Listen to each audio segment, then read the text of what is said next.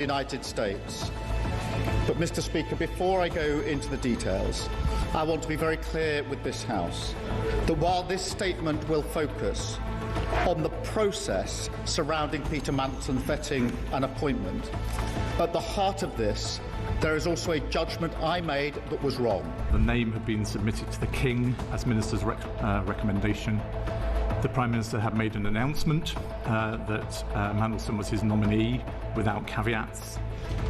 The British government had sought agrément, the formal diplomatic process for a host government accepting a nominee from the US government, and that had been obtained before I arrived in post. The position taken from the Cabinet Office was that there was no need to vet Mandelson. Mr. Speaker, I know many members across the House will find these facts to be incredible.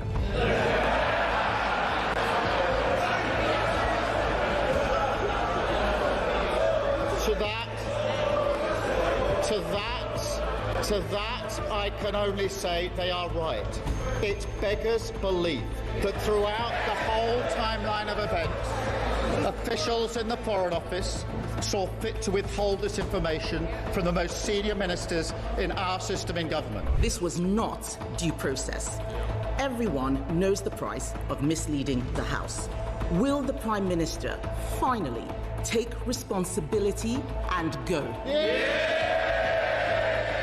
Mr. Speaker, let's be absolutely clear. Before Mandelson took up his post, UKSB recommended with red flags that clearance should be denied, and there was high concern that that was not brought to my attention or the attention of the Foreign Secretary at the time or subsequently is a very serious error of judgment.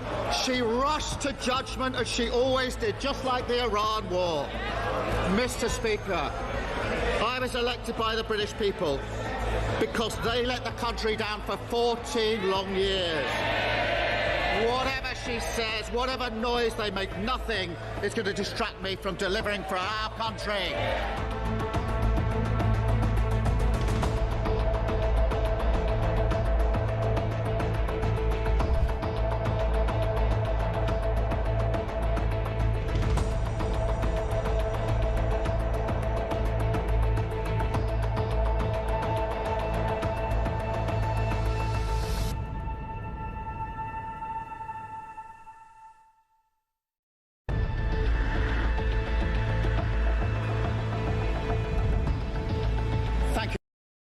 Across the UK, on DAB+, on YouTube, on your mobile, and on your side. This is Talk.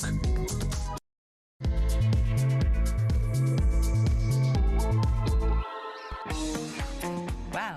Good morning, and if you've just woken up, you'll be waking up to some rather big news headlines this morning, because yet again, somebody has attempted to take the life of US President Donald Trump, this time at the White House Correspondents' Dinner. Now, the armed man, believed to be a teacher from Torrance in California and a Democrat supporter, had been staying in the hotel and had somehow managed to smuggle a cache of weapons in with him when he then took it upon himself to storm the dinner, firing bullets. Thankfully, there have been no casualties. And yet this is the third time that someone's attempted to take President Trump's life. In fact, if you were to look at a comparison between assassination attempts and successful assassinations of US presidents and compare those lodged against Republicans and those levelled against the Democrats, you would find a distinct pattern. We're told, aren't we, that the right-wing are dangerous, that we're far-right, that we are warmongers, that we are filled with hate, that we're divisive, that we need to calm down our rhetoric, that we somehow pose an existential threat to society. And yet the evidence just doesn't really bear that out, does it?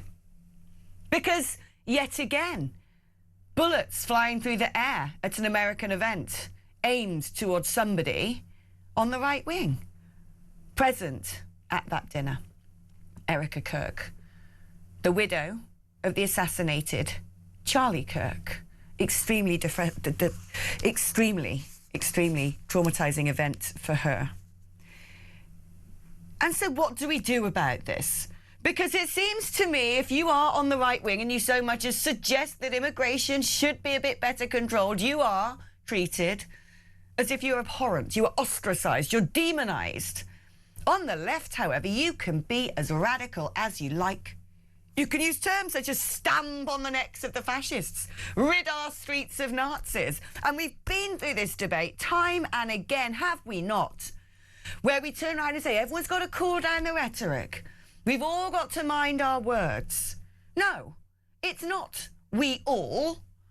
Because from where I'm sitting, there's only one side of politics that is posing the imminent threat to life. Indeed, on a regular basis, seems to be attacking police officers or shouting terrorist slogans in the street or calling for somebody to be stopped at any cost, using terms such as scum, fascist, Nazi. What are we going to do about this lunatic left wing that seems to have gripped America and indeed gripped the United Kingdom? Does it surprise me that this man responsible for the attempted assassination was a teacher? Well, perhaps in America, much like in the United Kingdom, many of the teachers' unions are gripped by radical communism. Does it surprise me he comes from California? Indeed, an entire state at times that looks as though it's gripped by radical communism. America, and indeed Britain by its side, spent much of the last century fighting radical communism, both at home and abroad. We considered those who spread its messages and those who pushed its agenda to be so troubling and so dangerous that we went through decades developing weapons technologies, intense levels of spying and agency work and intelligence in order to root out those who might share the sentiments of failed communist dictatorships. Fast forward the clock to 2026, and it seems to me, rather than fighting communism, we seem to have it sitting on the green benches of the House of Commons. We have it teaching in schools. We have it infesting our unions. We have it being pushed on social media websites, completely unrestrained, in full belief that they are the ones with superior moral virtue, however twisted, however sick, as Donald Trump might say, these people are. They're enabled. They're celebrated. They're cheered on.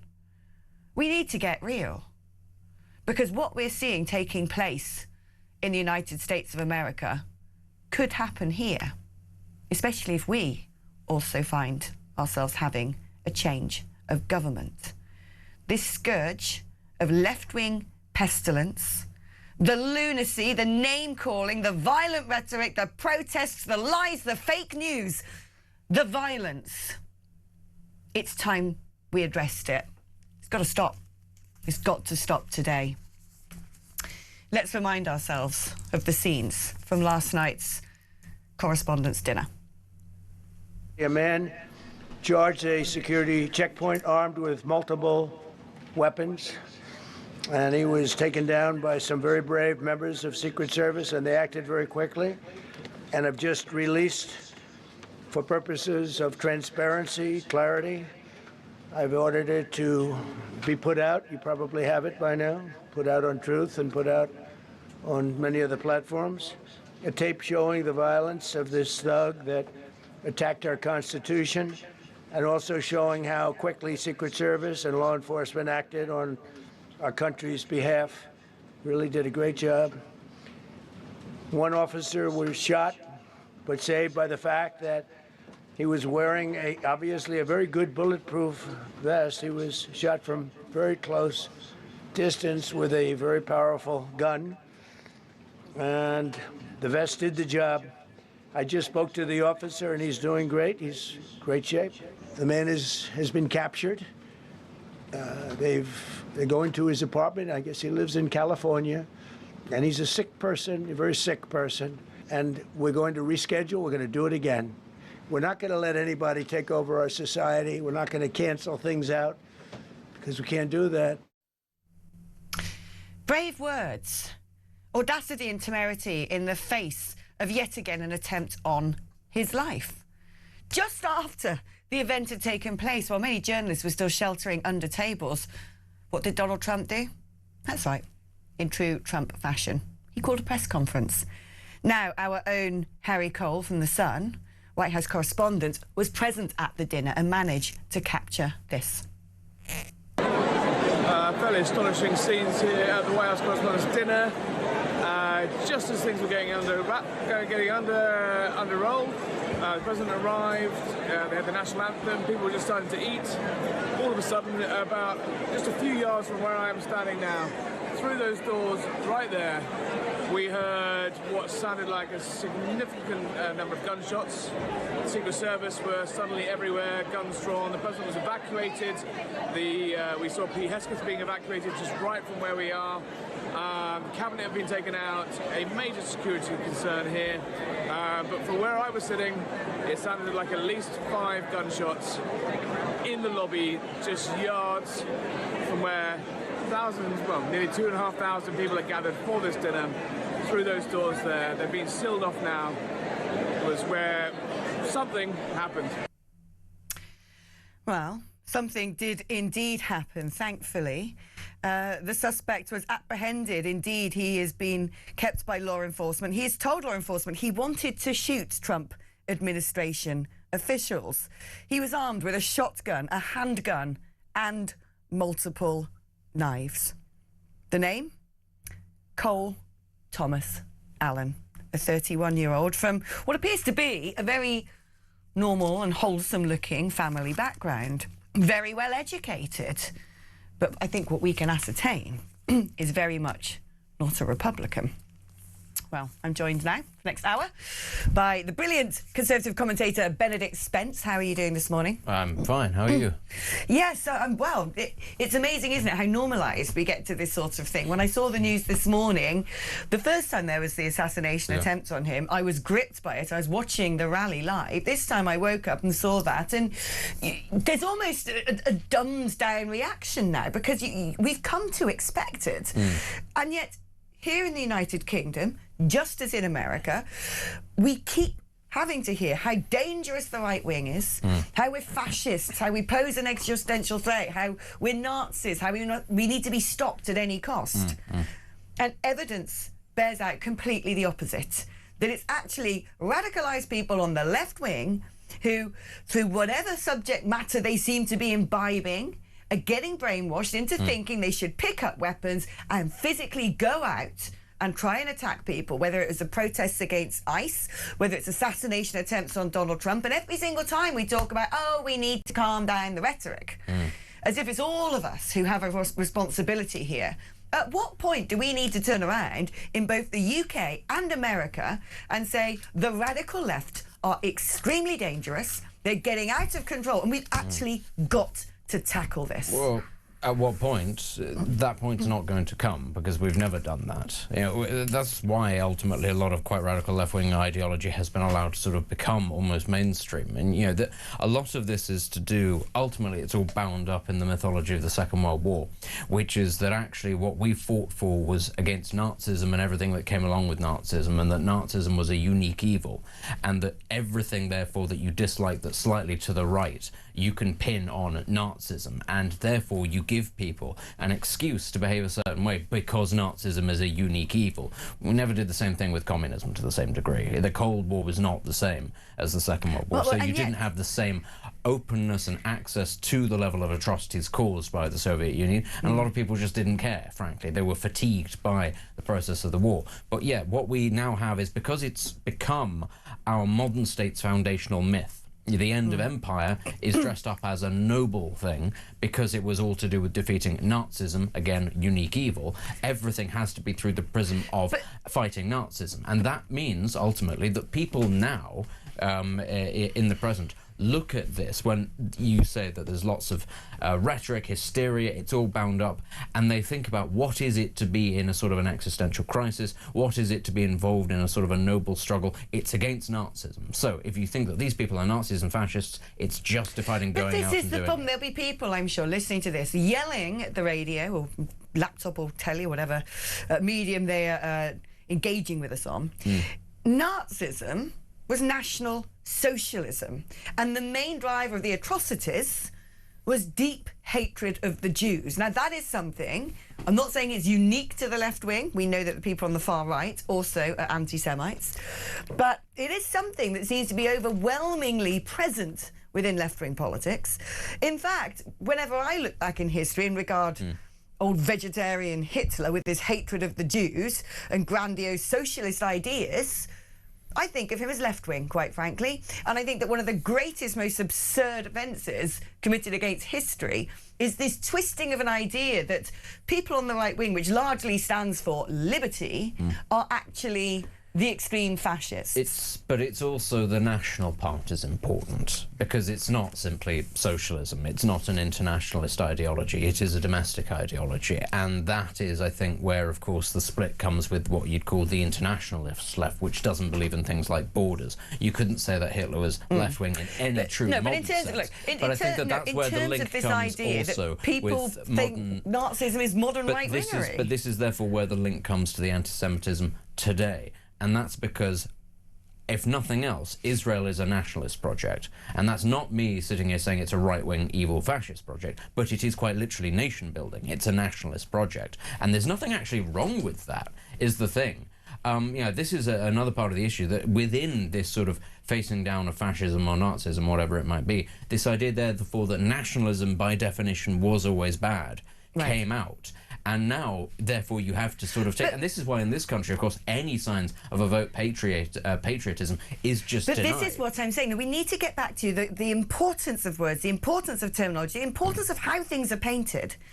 Because the idea of protecting the realm by having integrity in your frontiers, by having a sensible immigration system, by putting your nation's people first, which is the first duty of any elected government... The fact that that's now being twisted into existential threat because people point at Hitler and go, well, you see, this is what it becomes, is exactly the reason people who support the Democrats or people who support, you know, left-wing parties in this country seem to have decided that Donald Trump, Nigel Farage, you name it, are so blimmin' dangerous that you need to go out and try and kill them. Because of these misappropriations, because of this hyperbole, because of these lies, because of this sort of puerile, non-nuanced and frankly false and incorrect assertion that right-wingery is somehow Nazism or right-wing people are dangerous. And how many more times do we need to see bullets fired at a president or wet cement thrown at Nigel Farage or people walking alongside terrorists and harassing Jewish people on the streets of the United Kingdom? How much more do we need to keep watching this happen when we just go, well, they're just misunderstood. Oh, they're sweet, really. Oh, look at the Green Party. Isn't that cute? Well, it's not. It's not going to change, though. I mean, the thing is, they could kill Donald Trump. They could assassinate him, and it won't be enough.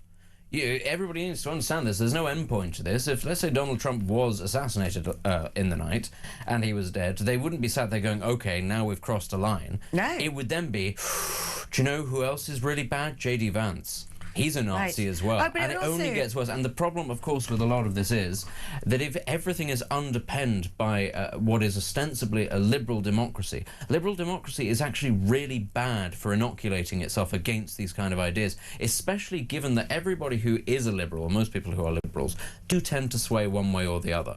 Ultimately, they do have preferences. So if you were to, it's an interesting sort of thought experiment, but if you were to sort of sit there and say to somebody, OK, you're a liberal, but if you had to pick, would it be communism or fascism that you lived under? Most people would say, I'm not answering that question. But everybody has an answer to that question, and that's the dangerous thing, which is that on both sides of the divide, people are more inclined towards one extreme or the other.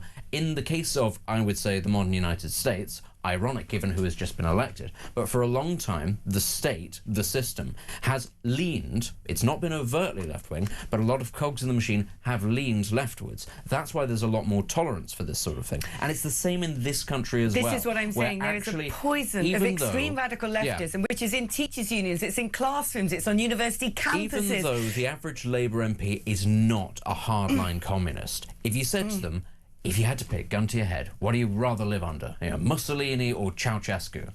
They're picking the communist. That's how it is. And so there is a tendency, I think, to not forgive or not to completely ignore, but just slightly take that with less severity than when it's a load of people with skinheads in England tattoos. I agree. It's, you know, we keep being told about this sort of phantom far right who are going to, you know, destroy the country and persecute people. And yet it is the far left who are firing the bullets. We're going to take a short break now, but so much to talk about today, so don't go anywhere. Do stay tuned. We'll see you just after this.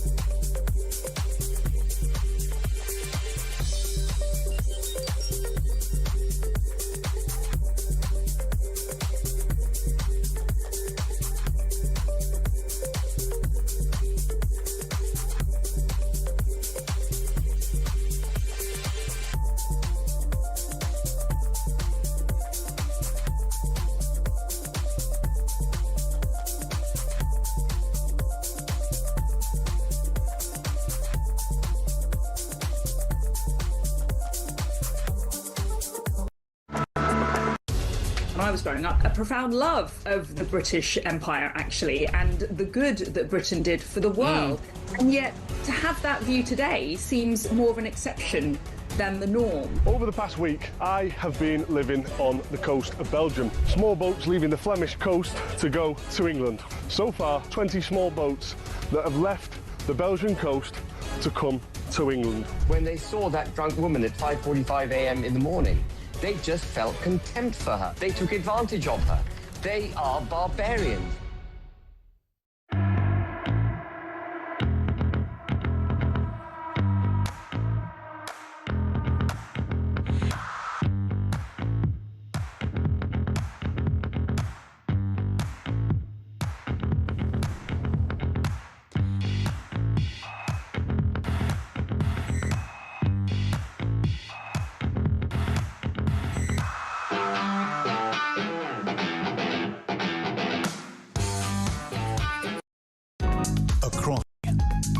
On DAB+, on YouTube, on your mobile, and on your side.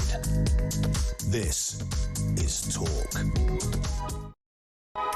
Well, hello and welcome back. First of all, let's talk about what Sir Keir Starmer has posted on X in reaction to the assassination attempt on the President of the United States last night. I'm shocked by the scenes at the White House Correspondents' Dinner in Washington overnight. Any attack on democratic institutions or on the freedom of the press must be condemned in the strongest possible terms. It is a huge relief that POTUS, the First Lady, and all those attending are safe. And yet, Benedict, the problem I have with that mealy-mouthed protocol, let's say, because that's what it amounts to. It talks about any attack on democratic institutions or the freedom of the press. This wasn't an attack necessarily on the freedom of the press or democratic institutions. This was an attack on somebody's character. This was an attack on political belief. This was an attack on ideology. And the problem I have with this hypocritical, mealy-mouthed tweet is that Sir Keir Starmer and most of his cabinet are exactly the people putting out the sort of lines, attack on ideology, calling people far-right thugs. You just look at that video that they've put out, American-style attack campaign video that the Labour Party has put out as their party political broadcast, directly focused on Reform UK, painting them as a big societal threat. And you just think, how dare you turn around and suggest that, well, this is bad. It must be condemned in the strongest possible terms. It's an attack on democratic institutions and freedom of the press. No, it is people doing the bidding of the sort of people like Sir Keir Starmer and all of his radical left-wing friends who can't help themselves but to talk about their political opponents as if they are the devil incarnate. Yeah, I mean, the thing is, there's been a lot of animosity recently between Keir Starmer and members of the British government and their counterparts in the US. But it shouldn't matter, because actually this is a man with which he has a personal relationship and ostensibly, we were led to believe, got on quite well with. So I think that, as you say, the sort of the slightly supine, slightly sort of sterilised nature of this very classically British government sort of readout, which is, oh, we condemn XYZ thing in the abstract that isn't necessarily the thing that we're talking about, but it gives us enough sort of cover. It does feel very sort of impersonal. But again, that's I think a feature of the British state rather than anything else. No, but put it this way, if Xi Jinping had been assassinated or something like that, I don't think actually the British government would be saying something specifically about Xi Jinping. They'd be saying, not if he'd been assassinated, sorry, an attempt.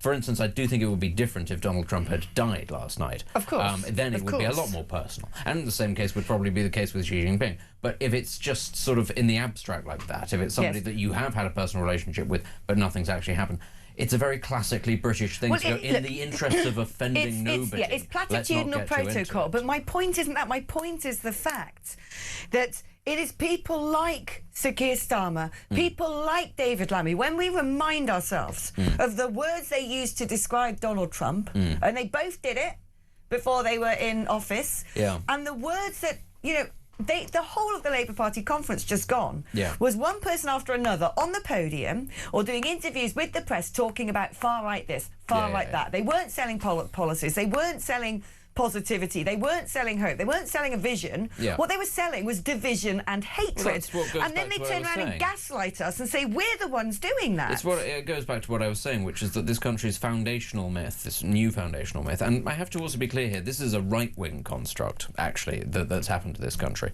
that we view ourselves entirely through the prism of facing down the far right of fascism. This is the end result of that, which is that if you exist to face down the far right and fascism, everything becomes the far right and fascism because you need something to resist. And that, I'm afraid, is it's a hangover of the nostalgia of the end of the empire and the end of the Second World War, and it's the natural conclusion of these things. And you can also see it ultimately in terms of who it is that he's trying to pander to. Because, I mean, was it yesterday that Zach Polanski said that he felt that Donald Trump was more dangerous than Vladimir Putin? And that's sort of the point here, which is that actually it's a race to the bottom. Starmer, God love him, has to win an election, or at least maintain the pretense of democracy. That means he has to outcompete other parties. The Green Party are somehow doing very well in the polls with a leader who spouts that sort of nonsense. So Starmer has to outdo him on some level. That means he can't, in his view, say anything personal about Donald Trump unless absolutely necessary that's in any way flattering, because a lot of his supporters agree not with him but with Zach Polanski, which is that they think Trump is a second Hitler. My issue here is when are we going to wake up and get real and do something about this? Because we hear all the time, don't we, about referrals to prevent. That there are referrals to prevent of, you know, kids who are sort of being groomed and dragged into Islamism. Oh, but so many because they're far right. Because where are the referrals of the people walking up and down the streets holding posters of things like, you know, Netanyahu mocked up as a devil, or, you know, holding a baby's head on a pole, or using words like evil and fascist and stamp out, and, you know, the Socialist Workers' Party with their always ready-made banners that, you know, just litter the streets of London on whatever topic. It is meant to be divisive, it's meant to break open society, it's meant to destabilise us, and it is working. It is resulting in violent attacks. It's resulting in marches filled with people who are filled with hate. You know, the difference between the right and the left is the right look at the left and just go, poor little mistake and things. It's quite cute, really. They probably mean well, they just don't really get it. The right wing, the left wing look at the right and think we're evil. They think we're evil. And the problem is, in this country, in the radical unions, in our universities, in the classrooms, we are seeing a brand of left-wingism which is a danger. It is a danger. And we're not doing anything about it. Where are the referrals to prevent of people who go on and commit attacks like this? Now, that hasn't happened in the United Kingdom yet. Yeah. But you can bet your bottom dollar, if we don't rise up to this, if we don't get serious, if we don't start treating the extreme left in the same way we would otherwise treat the extreme right, we're in a whole world of trouble. You can see what's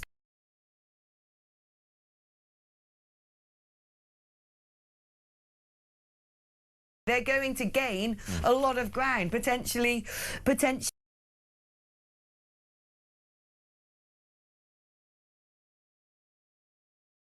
Up to this, when is it going to stop? The reality is, our system as it currently is isn't going to stop it. It's not going to change anything about it, and this is a failing, this is a weakness, an inbuilt weakness of liberal democracy. What happens is, and I actually disagree when you say that the right look at the left and they go, oh, they're just mistaken. No, many members of the right do look at the left and go, they're dangerous, they are extremists, and they're evil. The difference is, by very definition, the right tends to be reactionary rather than the left, which is proactive. In the 30s, the Nazis did not emerge in a vacuum. They didn't just pop up one day. They were a reaction to overt left-wing very militant movements. The same in Italy. That happened first, in fact. The fascists did not just, magically turn up one day because the Italians decided, do you know what, we really like marches and pageantry. No, it happened because of left-wing terrorism. That was what it was a reaction to. And this is what I always find most baffling about, and again, I put it at the feet of a liberal system, which has its tendencies but is not particularly strong. Ultimately, if you indulge the far left, or Islamism, or something that is proactive like that, you will get the reaction, it will happen, and it'll be very nasty. Because by and large, right-wing organisations, when they do emerge, tend to be a lot more aggressive than left-wing ones. This idea that, the left are sort of uniquely violent and evil is not true. No, actually, as much as anything else, because right-wing organisations tend to come from institutions from which violence is given over anyway. What I'm saying is we regard the far right and people who might have skinheads and march up and down the country as dangerous. We refer them to the, to prevent. Why aren't we doing that with the radical left? Look, we've got to take a short break now, but we're going to carry on having these debates throughout the programme, but also coming up after the break, we're going to be joined by the brilliant Steve Gill, former White House official, for his reaction from America.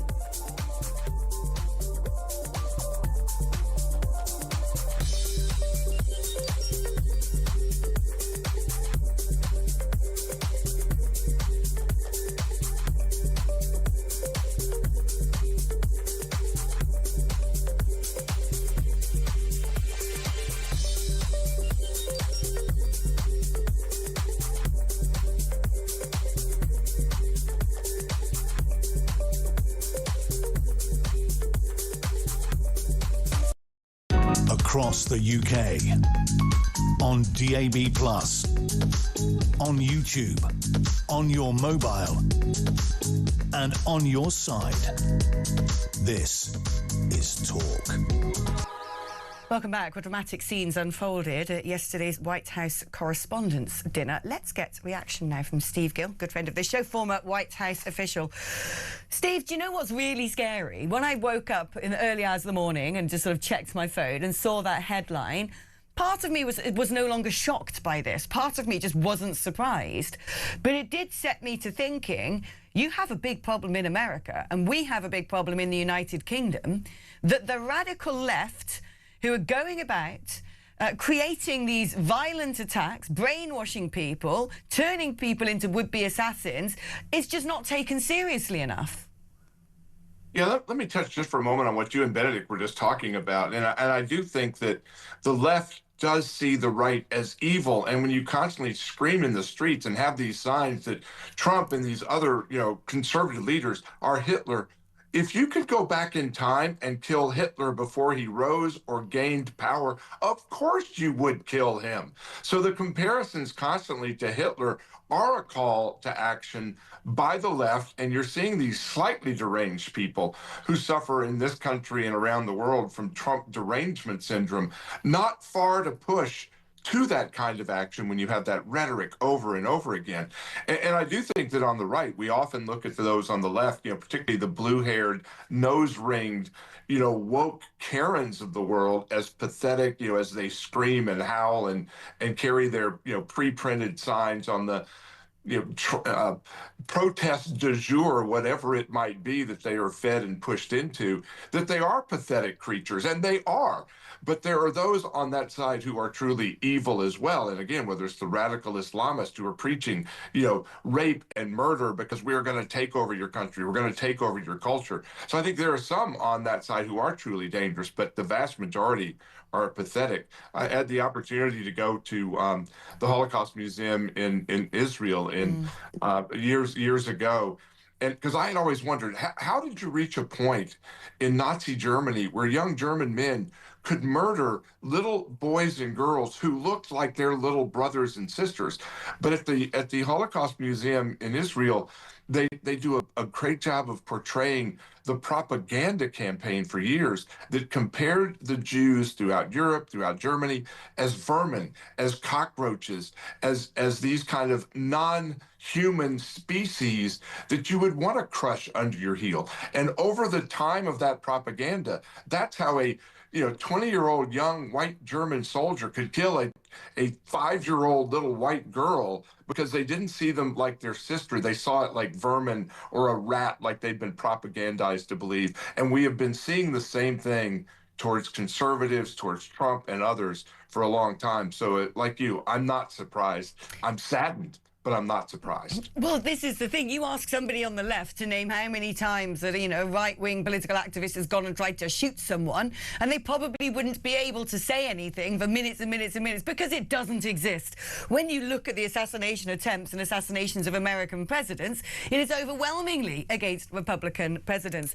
And it doesn't surprise me when I learned that this man, this deranged lunatic, Cole Thomas Allen, happens to be engaged in teaching and in California, because you kind of think, well, that's exactly the sort of radicalized environment where these people who otherwise seem to be, from what I can see from looking into him, that, the things that have been written about him, he's got a master's degree.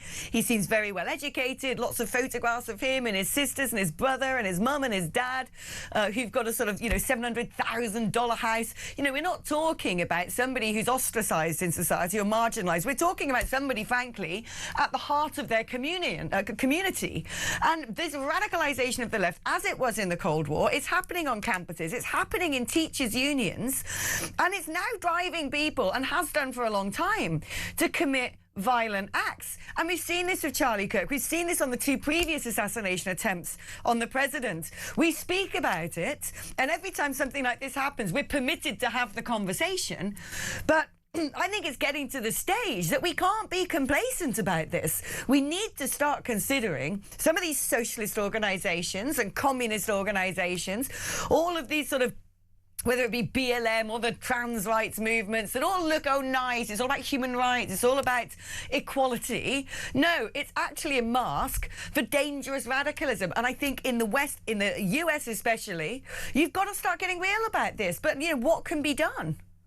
Well, I mean, look at these teachers' union leaders that give these speeches where they are literally in hysterics, screaming and dancing and shouting their hatred and literally frenetic desire to discount and demean Trump. And if that's the teachers' union, if that's what they're saying to their teachers and revving up their teachers again, why should we be surprised that some teacher from liberal California engages in action rather than rhetoric at some point? And again, I think you're right. We've got to recognize that this is a real threat as we see it play out time and time again. By the way, ironically, and I haven't seen this mentioned much, this exact hotel is where the assassination attempt on Ronald Reagan occurred in 1981. So this demonizing, we saw the same thing with Reagan, not to the extent that we're seeing today, but we saw the same sort of thing. And when you've got somebody that's mentally on the edge,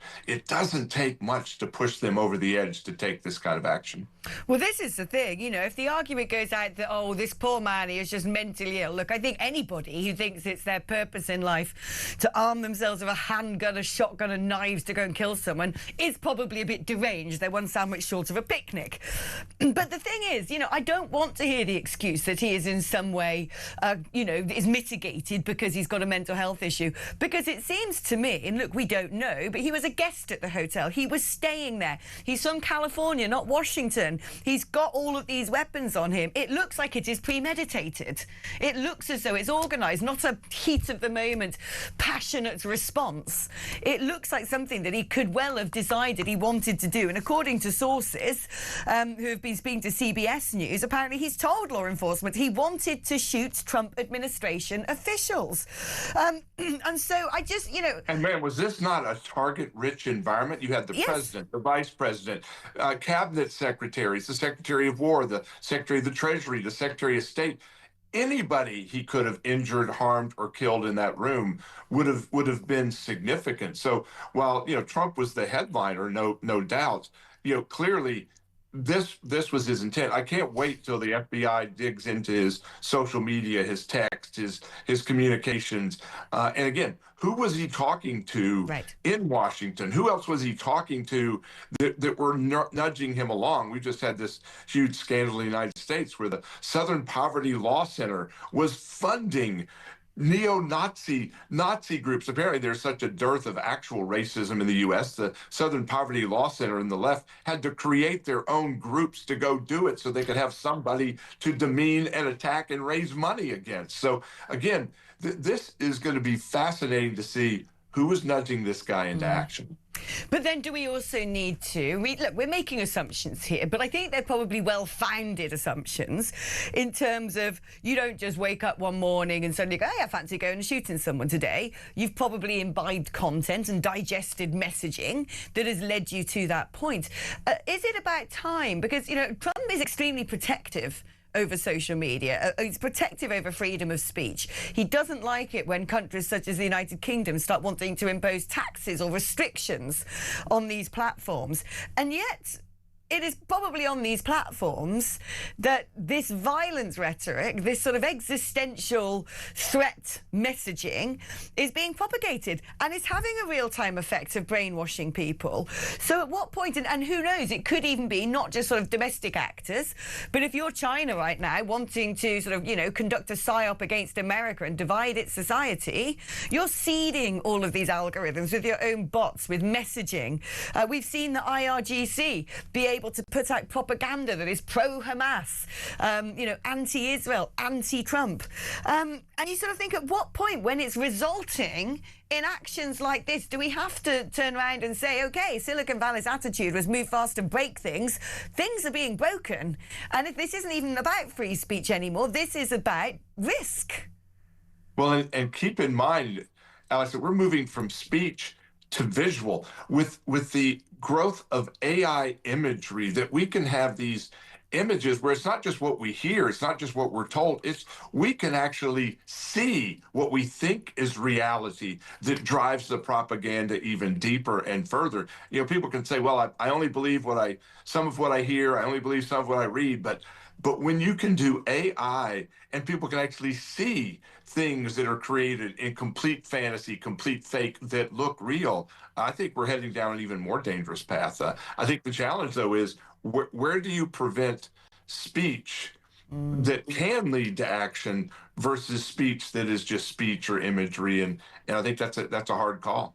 It's a very difficult call, but, you know, I feel like we're getting to a point that America especially is going to have to make a call one way or the other on this. Steve, thank you so much. It's always great to catch up with you. Steve Gill, former White House official. It is an interesting conversation, isn't it? It's an interesting debate about the pervasive influence of social media because people aren't being radicalized in a vacuum. This is often being, you know, perpetrated by, you know, watching video after video on TikTok where the algorithms are then pushing you a certain way, joining Facebook groups, you know, following reels on Instagram, whatever it may be, you know, all social media, frankly, falls into this same bucket. And it's ironic, you know, when you look at Blue Sky, whatever that thing's called, the left-wing alternative. Is it called Blue Sky? Yeah. Left-wing alternative to X. If you've ever gone on there and seen the sort of comments and conversations people are having, it's crazy. Yeah. It's extremely radical. It's extremely violent.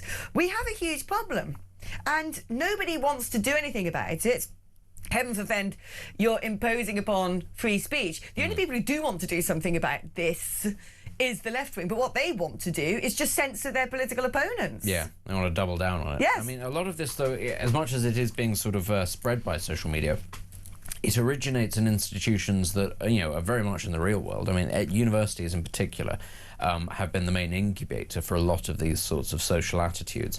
And, of course, there was that very interesting article in the New Statesman, I think, last week or the week before, talking about the radicalization of young women. Because, of course, we talk a lot about the manosphere, don't we, about, you know, incels and radicalized young men. Nobody talks about radicalized young women who are, in many ways, much more radicalized in the other direction. And a lot of that is spread via things like TikTok and Instagram. But where it starts, where those social attitudes start, is at university. Because we're talking about a cohort here who is highly educated, that is to say, highly credentialed, because it's gone to a course, basically, to tick a few boxes, believes itself, therefore, to be very educated, gets this information, just swallows it hook, line and sinker, and then when they go on social media, it self-perpetuates there, because that's all the content that they wish to engage with. The algorithm understands that, and that's where the problem lies. It's not just online, it's in the real world as well. Right, so much to carry on talking about on this topic. We're going to take a short break now. When we come back, we're going to rattle through some of the other news stories affecting the United Kingdom today, so put the kettle on and we'll see you in just a moment.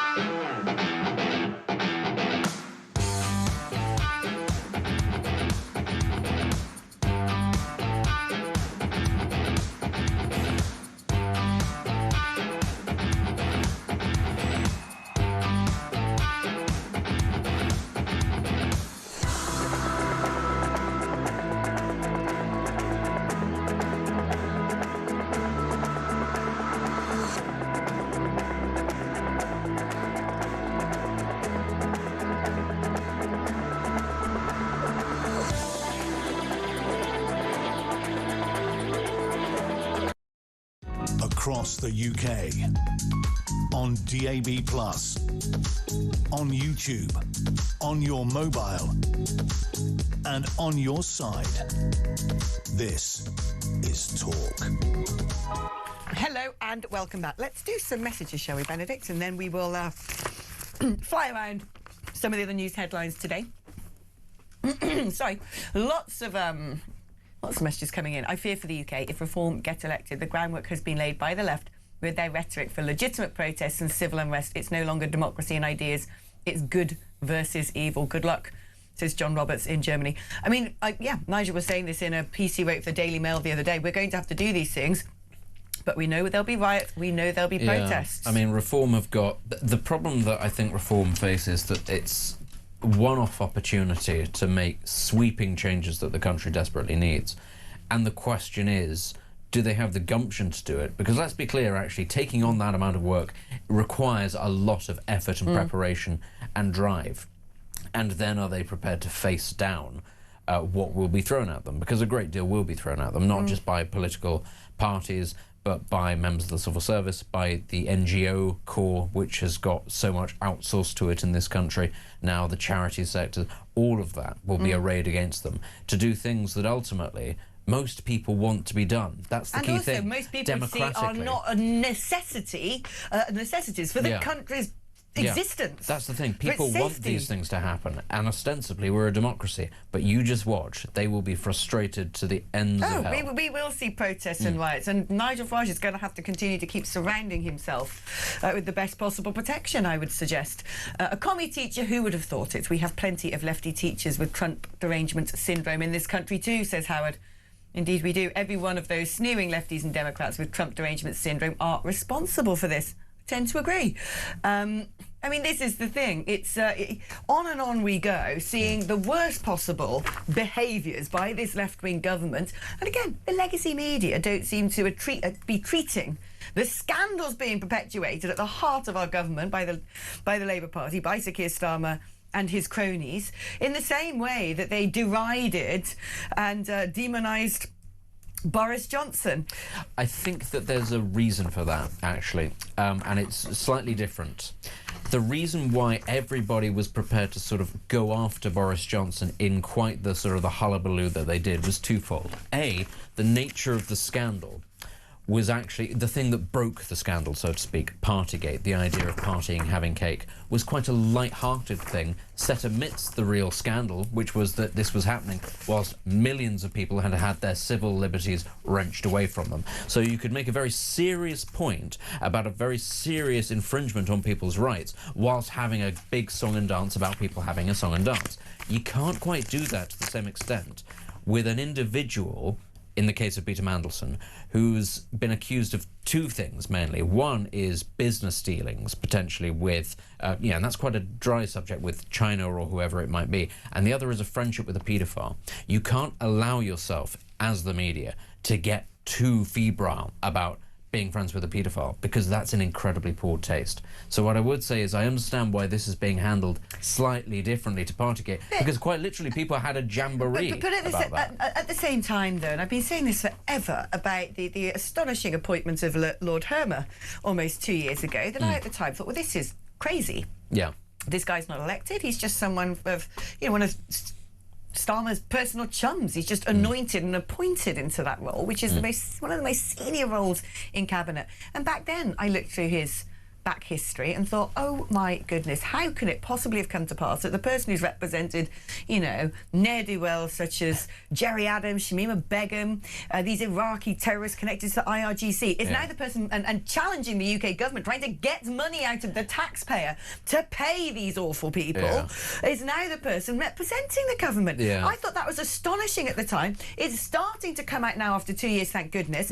What we've then learnt in the wake of this is Starmer himself was the one who wrote a book with the disgraced Phil Shiner, all about, look, the ECHR now applies in Iraq, this is how you go after service personnel. Our own Prime Minister did that. We're now learning that when he went over to America, he trotted off with Mandelson for a meeting with Palantir, which wasn't documented. There were other officials there. It wasn't just, Mandelson, Starmer, and whoever from Palantir having some sort of secret late-night drinks. There were representatives from the Ministry of Defence, etc. But again, nothing written down. Then it transpires, guess what? Palantir were clients of Peter Mandelson's lobbying firm.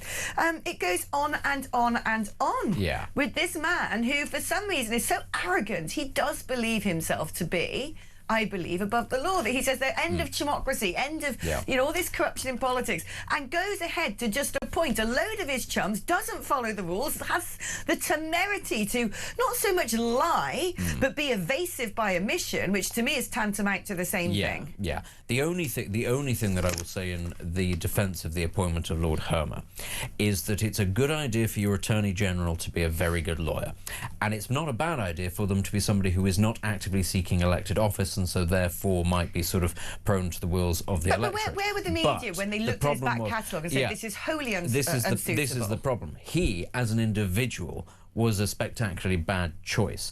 And your question there, you know, where were the media? I think actually there's a lot of self-reflection within even the mainstream media today. I think a lot of people within it do recognise they dropped the ball at the last general election. Why? Because it was a fait accompli. The Tories were out. Yeah. It wasn't done. And it was much easier, let's be clear, much easier and more fun to put the boot into the Tories at every opportunity. Right. You got more clicks out of it. You got more views out of it. Because Keir Starmer is a fundamentally dull person, and trying to dig into stories about him was, I think, honestly, too much like hard work for a lot of people. I'm sorry, they treat Sir Ed Davey the same, you know, the former Post Office Minister at the time of the Horizon crisis. Oh, he's sweet, and he's on a jet ski, look at his knitted jumper. Yeah. The man went on to then make, you know, a heck of a amount of money as a consultant with some of the legal firms connected to that scandal. They treat Zach Polanski with the same sort of doe-eyed affection. Isn't it sweet, isn't it? Oh, look at him, ooh, in Heaven nightclub, isn't this fun? The Polanski thing is, I mean, genuinely, it's fascinating seeing the response to Polanski, because he is a chancer. He is not, he doesn't have a clue. And I'm not just saying this because this is what you do about your political opponents. It is genuinely the case whenever he opens his mouth. And we can take the Trump-Putin example just off the bat. I don't even need to think hard for one. He genuinely doesn't know what he's talking about. It's all sound bites. It's all vibes. And the fact that he has somehow managed to, so far, conjure up a coalition of Islamists on the one hand and, well, people, frankly, dressed in a certain way, dancing provocatively on stage, chanting about gay rights and stuff in central London. The fact that he's managed to somehow keep that show on the road and the two sides not actively fall out yet, which is going to happen, that's happened at least in part because he's not getting that much scrutiny. The scrutiny comes from his social media posts and people sitting there going, wow, he's doing rather well on social media, isn't he? What could possibly explain this phenomenon? Let's dive down into the actual nature of social media itself, rather than this man is a half-wit, these people in his coalition are lunatics or dangerous. Part of the problem with that, of course, though, is we tried this, didn't we, with reform. This is often what they tried with reform, to say these people are dangerous and they're loon, they've got bad ideas and this, that, and the other. What people hear in those circumstances is not, oh, we shouldn't vote for them. It's, they're going to try and do X, Y, Z thing. And people in a country like this, where everything is stagnant and nothing works, go, well, at the very least, they're going to try and do something. And that, I'm afraid, is part of the issue that the media has had. And they've tried this with reform and it's not worked, because look how it's done for reforms polling. And they're trying it also now, at the start, with the Greens. They're going to try and do this, this, and the other. And people hear that and they go, they're going to try and do something? Oh, that sounds exciting. Finally, a party that's going to do something. Whereas you've got Starmer sat there, literally not able to do anything. People tend more towards action in those circumstances. That's why Farage comes across so well, because he's an active What is person. going to happen? We haven't got long to conclude our thoughts on this, but what is going to happen now to Starmer? One assumes nothing's going to move until before, you know, until after the local elections. And then he'll go. But it seems to me that the net is closing, you know, that Herman's been reported to the bar for misconduct relating to the Al Sweeney case. You potentially have now, if Lindsay Hoyle on Tuesday decides to grant permission for Parliament to essentially, you know, call confidence, investigate Starmer, that could end up being curtains. And then you've got this latest thing, the breaking the ministerial code over the Mandelson meeting, a technicality, I think, with this one, but again, something else he's going to have to face down. And yet, his successor, Andy Burnham, doesn't have a seat. Angela Rayner is still being investigated by the HMRC. And Ed Miliband, crucially, has already been rejected once by the electorate, and there appears to be no real appetite for having him back. But that's important that you say that the two that might have public backing, Rayner and Burnham, are not in a position. So who will we be left with? They won't pick Streeting. The party would not pick Wes Streeting, even though he'd probably be the most popular option with the rest of the country. It'll probably be Miliband. And he's a man who's already been rejected by the electorate. Well, but the thing is, he doesn't have to face the electorate, does he? If there's a Labour leadership contest, he becomes this radical mad. This was what goes back to what we were saying about democracy and what we were saying about what Nigel Farage will face if, when, maybe he becomes Prime Minister. He will face the very opposite of democracy. He will face everything else being arrayed against him to stop and frustrate the will of people that voted for him. And the same thing's going to happen when we get Ed Miliband, which I think we will. A man who the country has already rejected, does not actually carry a mandate, and none of his ideas are particularly popular. There's a good chance he's going to be your Prime Minister. No, I know. He could stick about for 3 years. Yeah. and our economy and our energy supplies will be toast. I can't wait. Buy your candles, ladies and gentlemen. Stock up on your Swan Vestas. Build yourself a cellar as well, if I were you, and make sure there's a load of tinned goods in there, because things are not about to get any easier. Listen, if you want to share your thoughts on the stories we're talking about on today's show, it's 03444 999 1000. If you want to give us a call, Tommy Tiptoes is waiting to take down your details and patch you through to the studio when we're ready to have a chit-chat with you guys. 03444 999 1000 is also the number for WhatsApp. You can also leave me a voice note on WhatsApp. 87222 is the number to text. Write the word talk before you text. We'll be back just after this.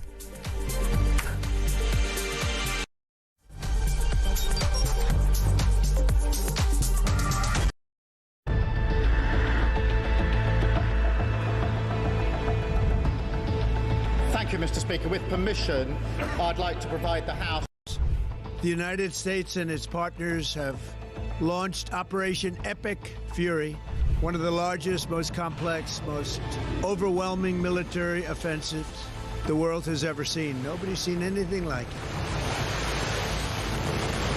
We have hit hundreds of targets in Iran, including Revolutionary Guard facilities, Iranian air defense systems. Just now, it was announced that we knocked out 9 ships plus their naval building, all in a matter of literally minutes. Iran's formerly supreme leader, Ayatollah Khamenei, is dead.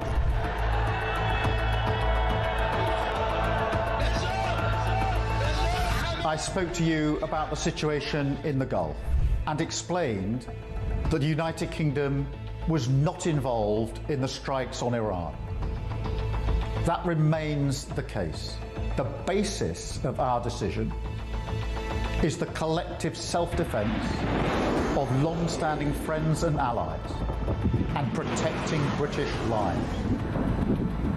That is in accordance with international law, and we are publishing a summary of our legal advice. We are not joining these strikes, but we will continue with our defensive actions in the region. Mr Farage, would a reform government have allowed US forces to use UK air bases for offensive operations in Iran? Yes is the answer to your question. I would have said to the Americans, please do use our bases. We will be supportive of you on this. There were a series of very loud blasts in the area of Dubai that I'm based in. That's in the marina area. It's a very touristy area, actually. Those blasts were the loudest we've heard yet, but equally we are reassured that they are most likely the sound of interception by the UAE's quite sophisticated THAAD interception kit. That is the Terminal High Altitude Area Defence System.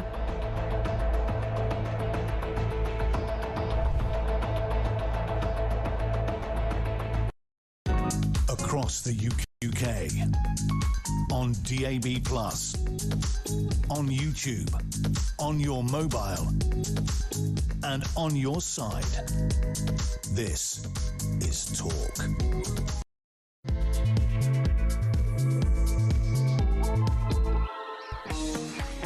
Hello, welcome back to the show. Rather jolly music there for what isn't particularly a jolly morning. I suppose there is something to celebrate, which is that nobody in America at the White House Correspondents' Dinner ended up losing their life. In fact, a police officer was struck by bullets, but he thankfully had a bulletproof vest. He was conveyed to hospital, and he's already been on the phone with President Trump and is in good condition. And yet we shouldn't just rest on our laurels. We shouldn't be lackadaisical about this. We shouldn't shrug our shoulders and go, woo, that was a close one. Thank goodness nobody ended up taking a bullet.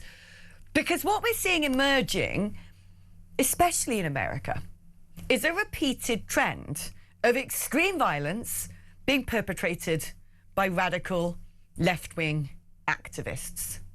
We saw that in the previous assassination attempts on Donald Trump. We saw that with the assassination of Charlie Kirk. We're seeing it all the time. We're hearing the words that they are using. And yet what is perhaps even more chilling for us here in Britain, and thank goodness, some might say, that we don't have the same gun laws as America. Because what we do seem to have is the same violence being preached on campus, the same misinformation, fake news, hyperbole and division that is the scourge of US society. It is present here. It is on our university campuses. It is in our unions. It is in our school classrooms. It is on the streets, screaming, caterwauling, bellowing about how dangerous the right wing is. And yet, tell me, please, dear listener, when someone from the right wing has gone and murdered somebody recently. Tell me when there have been assassination attempts against the left-wing government. Tell me about the protests taking place up and down the street, siding with terrorists who seem to support one particular side of the political debate. Tell me who talks about stamping on the necks. Tell me who talks about something being evil. Because it seems to me that we spend a lot of time worrying about an illusory phantom far right who are so dangerous. We've got to be so alert.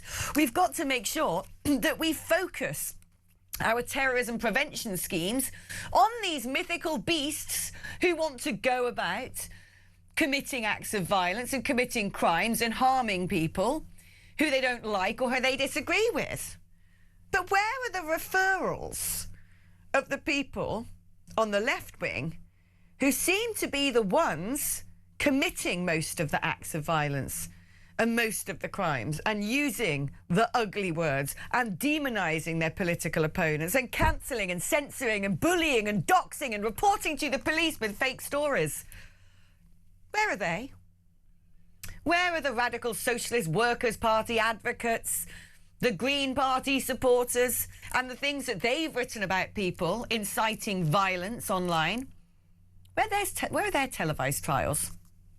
Where were their prison sentences? When did any Prime Minister stand up behind a lectern in the United Kingdom and said, we must stop this scourge of radical leftism, demonising people, and essentially calling to arms, calling unrest, pushing the UK ever closer to the precipice of some sort of civil disaster? It seems to me that if I were anywhere near the levers of power in the UK government, I would be taking heed from what has once again come to pass in America and looking very closely at what we need to do to prevent something similar happening here. We can now speak to the Shadow Home Secretary, Chris Philp MP. Chris, first of all, your reaction to the events overnight in America, please. Well, it's always shocking when a democratically elected leader gets attacked, because it's an attack not just on the person concerned, but an attack on our whole democratic system as well. I hope the Secret Service review how it was this was able to happen in the first place, understand exactly who the perpetrator was and what was motivating him. And I hope they also review the security arrangements around the president, but also make sure His Majesty the King, who is obviously on his way to the USA as we speak, is properly protected as well. Let's talk about a little bit, digging into what Sir Keir Starmer's posted on X, where he talks about any attack on democratic institutions or on the freedom of the press must be condemned in the strongest possible terms. Now, I would argue that this isn't an attack on democratic institutions, nor is it an attack on the freedom of the press. This was an attack on political ideology. This was a man who, according to sources who've spoken to CBS, said he wanted to kill people in Trump's administration. And this isn't a unique event. It's not even a unique event in recent history, let alone previous history in the United States, where far more Republican presidents have had assassinations or attempted assassinations than Democratic ones.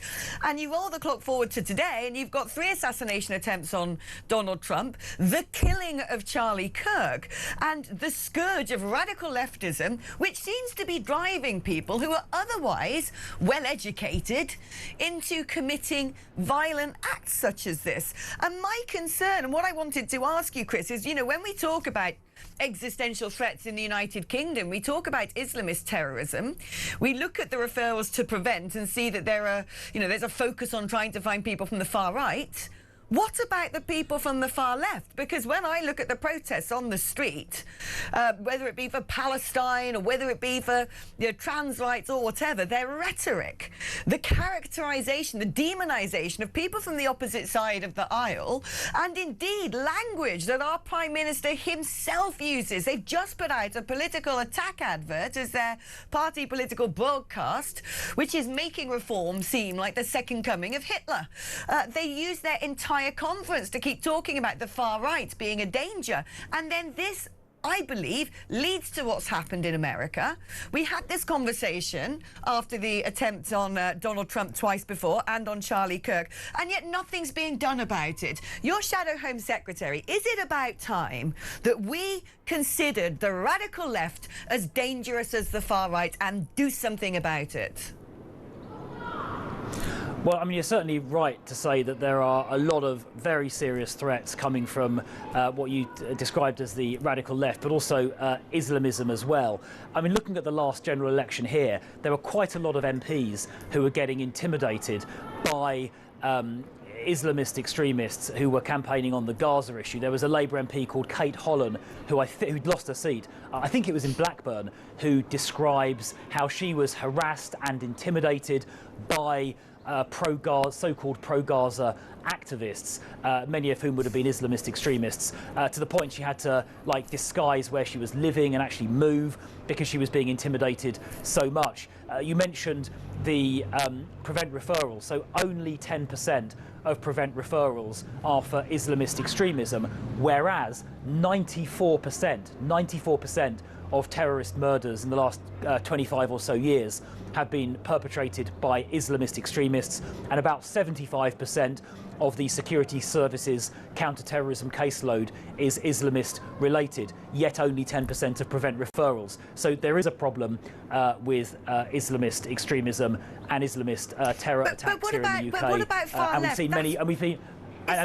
It's the far left I want to ask you about, because, for instance, right, if the Conservatives win the next election and you end up being the Home Secretary and you put into place the sort of policies that you currently espouse, leaving the ECHR, really toughening up our borders, deportations, do you not worry your life would be at risk? Because one of the big problems we're facing on university campuses, being taught in classrooms, coming out of the unions, parading weekly on our streets, isn't always Islamism and isn't the far right, it is the radical left. And in America, these are the people picking up the guns and trying to take lives. Are you not worried, if you became Home Secretary and put into place the sort of things you want to, that you would be in the crosshairs for some of these extreme radicalised people?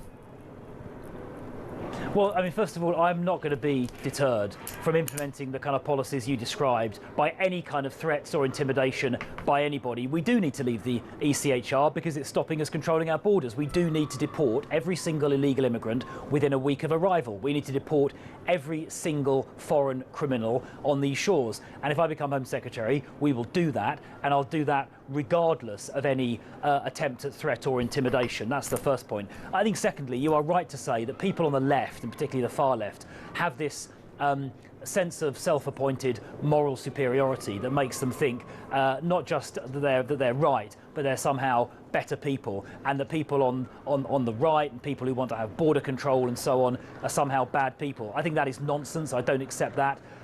Universities do have a lot to answer for. People with right of centre views feel intimidated and harassed on university campuses, and I think a lot more needs to be done to protect free speech so what would in you universities and to allow those. Would you do something in particular, though? What I'm trying to elicit from you is whether or not this country should start, and you as Shadow Home Secretary, whether you think we should start examining some of these extreme left-wing movements as an explicit threat to security in this country. Well, I think any group which is planning acts of violence or political intimidation needs to be investigated and dealt with, regardless of their ideology. But that would obviously include Islamist ideologies. It would include far and hard left ideologies as well, because intimidation, coercion, and in some cases even violence have no place in a democracy, and we need to step up the fight against those, no question at all. Now, the cards keep stacking up against Starmer, despite him insisting the majority of Labour MPs back him, and he's going to be Prime Minister until 2030. Great, can't wait for that. Thinks he can win the next election. OK. Where? For Cloud Cuckoo Land, apparently. But there's now more things coming out against him. He might have broken the ministerial code about having a meeting with Palantir, with Lord Mandelson in America, where minutes weren't taken. That seems to be therefore off the record. Is he going to survive? Can you see someone like Starmer and indeed Hermer hanging on with white knuckles and still being in position this time next year? My goodness, well, I mean, he's done such a terrible job, whether it's appointing Mandelson or lying about taxes. You know, he said at the last election there'd be no tax rises. He's put through the biggest tax rises for a generation. I think he should resign as Prime Minister, and if he doesn't, then Labour MPs and ministers should kick him out. But the problem really is with the Labour Party more widely and their left-wing MPs who are obsessed with spending larger amounts of money on welfare for people with, you know, mild anxiety who have never even been signed off or seen by, certainly not seen by a doctor, and they're putting everyone's taxes up to pay for this welfare bonanza. That is a problem not just with Keir Starmer, but a problem with the Labour Party more widely. And the only party I see in Parliament that has the courage to cut welfare spending for people that frankly don't deserve it and to use that money to fund defence and also to cut taxes is the Conservative Party. So I fear that changing Keir Starmer, that's important, but it won't fix the problem if he's just replaced by some other left-wing Labour politician in hock to the trade unions and left-wing Labour MPs. The only thing that will really fix this is kicking that government out and replacing it with a sensible Conservative administration. Chris Philp, MP and Shadow Home Secretary, thank you so much for giving us your time this morning. OK, let's remind you of the numbers that you need to have in your phone if you want to join the conversation. 0344499 1000 is a number you can call if you want to give me a ring and chat to me in person. You can also use that number to send me a WhatsApp message or leave me a voice note on WhatsApp. 87222 is the number to send me a text message. If you're going to do that, write the word talk before you text. And I suppose one thing I would like to ask of you is it high time in this country that we start classifying certain radical left-wing organisations, that we actually look at legal routes to tackle this problem? Because at the moment it seems to be running rife. Let me know your thoughts. Is that going too far? Is that an imposition of freedom of speech? Are we being a little bit too complacent about what might be emerging on the left wing of politics in this country in the aftermath of what we've seen take place in America yet again? Do we need to get real before it gets too late? 0344499 1000 is the number to call or send me a WhatsApp. 8722 on the text. Write the word talk before you text. I am back just after this.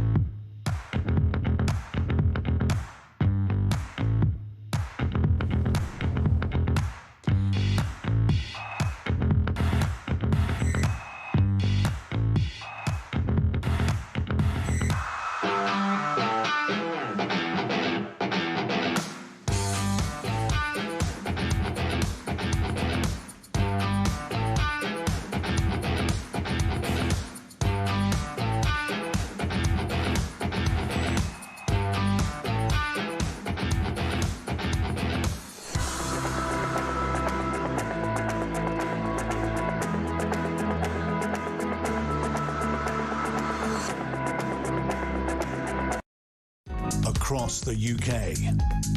On DAB+, on YouTube, on your mobile, and on your side.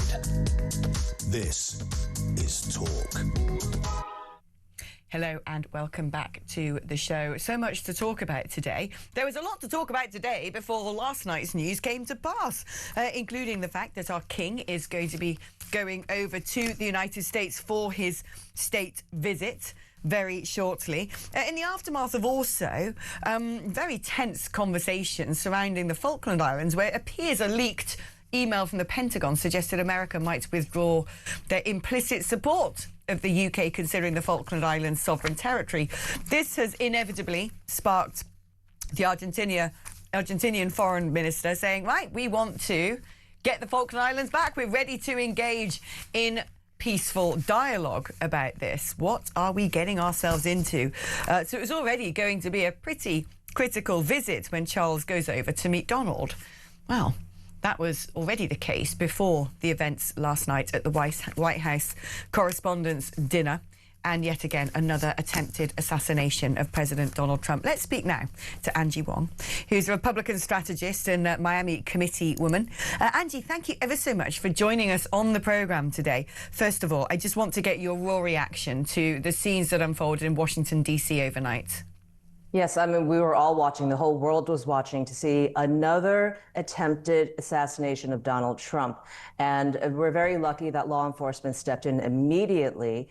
But look at who was in that room. Not only was the entire press corps there, we also had pretty much the entire line of secession for President Trump. And it was very strange that all of that was allowed. So there were some security reviews that has to happen as of today. But for the most part, we've seen political violence over and over and over again. This is looking like, and these are early days, a lone wolf operation. That's the reporting that we have right now. But who knows, right? Because this man traveled from California to Washington, D.C. to carry out these attacks. So there's a lot to look into. But ultimately, this type of political rhetoric that leads to political violence has to stop. We cannot be killing our political leaders. We heard this before, though. We heard this with the previous assassination attempts. We heard this with the vile murder of Charlie Kirk and his poor widow, Erica, there last night, extremely traumatised and distressed as she was escorted out of the building, as you can well imagine. And yet nothing's being done. It's not changing. In America, as is the case in the United Kingdom, radical left-wing beliefs are being spread on campus. Violent rhetoric and divisive opinions are being pushed by algorithms on social media. You know, unions, classrooms, teachers, it's all been infested by this cancer of extreme leftism, which actually thinks that in order to save the world, they have to somehow use violence and force to attack the right wing. And we keep talking about this over and over again. I wonder at what point we stop talking about it and someone has the tenacity to put in place legislation in order to do something about this. What are the possibilities here that America could be looking at? It's happening. And cancer, infestation, those are all the right words. You know, it took us several decades to get here. This is not something that just happened overnight. It was a very, very slow burn to get to this point where infiltration in our media, infiltration in our schools, our teaching colleges, everywhere. The tentacles are long and wide. We're already starting to see a little bit of the investigation happening as to the source of the money that are financing these operations. I know that Scott Bessent, our Treasury Secretary, he's looking into the nonprofits that are washing money to finance the domestic terrorism that is happening in the United States. So these are the early days. I'm hoping to help in these efforts. I've been looking into these nonprofits for years. They have come after me as well for even looking. But, you know, these tentacles are long and they're also very foreign. Right, so this is a point that I was wanting to sort of make with other guests I've had on the show, which is the fact that social media itself is the main source, one would imagine, of the radicalization, of the brainwashing, of pushing a violent agenda. And, of course, Republicans are very defensive over freedom of speech, very defensive over American industries, including the big tech platforms. And yet we've got a problem here because they're being completely subsumed, inundated by people calling for violence, people inciting this sort of activity we saw last night, but also being infiltrated, as you're suggesting, by hostile foreign states using bot farms in order to divide and disrupt society. And so it's very difficult to sort of look at how you can have it both ways, how you can have complete freedom, a sort of, you know, very light touch approach to social media, and then tackle this problem. That's right. And social media has been weaponized. You see how the algorithms work, and now the bot farms from around the world are being exposed as to what becomes viral, which then becomes mainstream news. And we report on it because we now understand the mechanisms and who is paying into those. And I've been investigating this for a very, very long time. We know that there are lots of foreign sources that are pushing their agendas through social media. I have a teenage daughter who is completely infected by her social media feed, so much so that I have to correct her every day on the news. But that's what's happening. If you capture the young minds, especially with social media, then it really trickles throughout the society. And we are seeing it in schools. We're seeing it in the workplace. So we do need to tackle this and at the same time protect our First Amendment. Here's the thing. Defamation speech is not protected under the First Amendment. And we're now starting to see that in the courts. If it leads to stalking or harm or any sort of violence, it is not protected under the First Amendment, but the courts have to kind of work its way through. It's a slow process, but I agree with you. We need legislation in our Congress to tackle this. They need to not be fearful of the social media companies that they constantly hide behind and they protect. But we have to really work on this. And I agree with you. This is a work in progress. It's going to take some time. Now, talking about protection, what do you make of the special relationship? We, of course, are sending our monarch over to hopefully patch things up a bit, because the relationship, certainly, between Donald Trump and Sir Keir Starmer seems to have rather soured, understandably.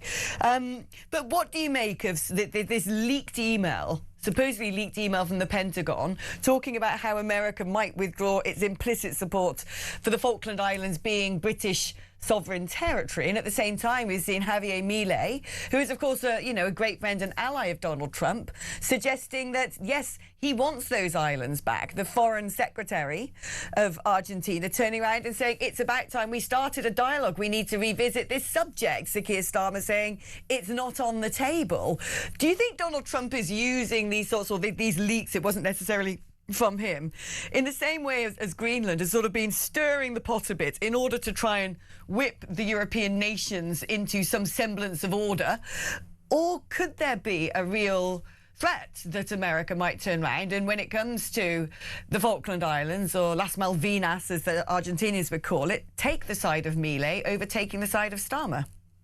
Yeah, I would love to call this a revenge plot by the Trump administration for turning, for NATO members turning their backs on him in the time of need. I don't think we're there yet. I think these are internal emails from the Pentagon. It could have come from anywhere. These are not official records. And even President Trump has come out to say that the Falkland Islands clearly belong to the British,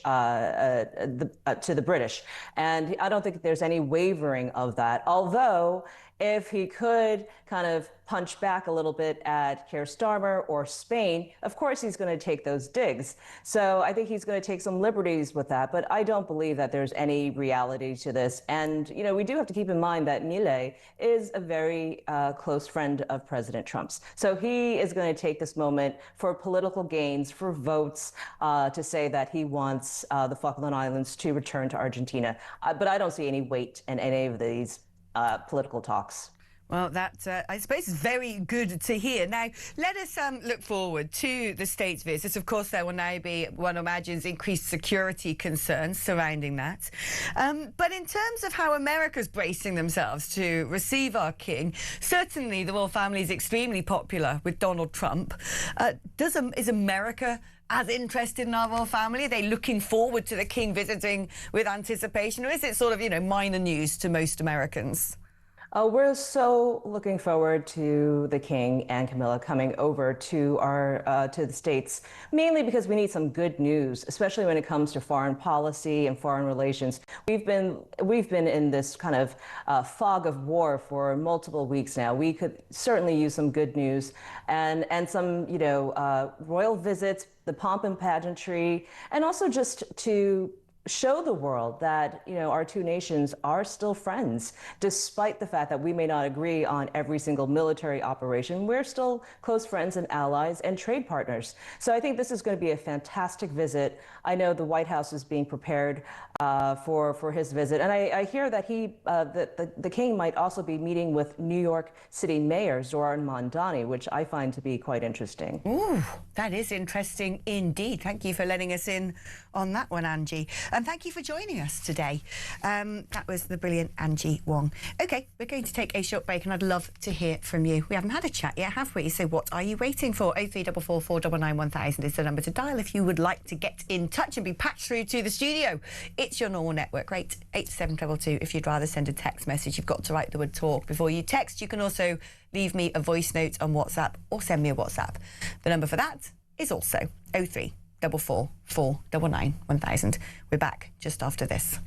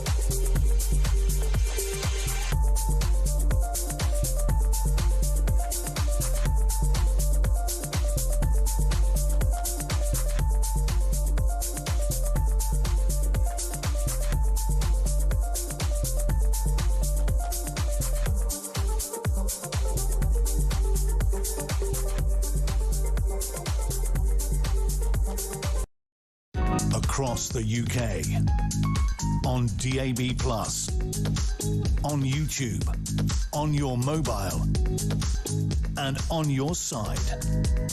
This is Talk. Hello and welcome back. Lots of you have sent messages.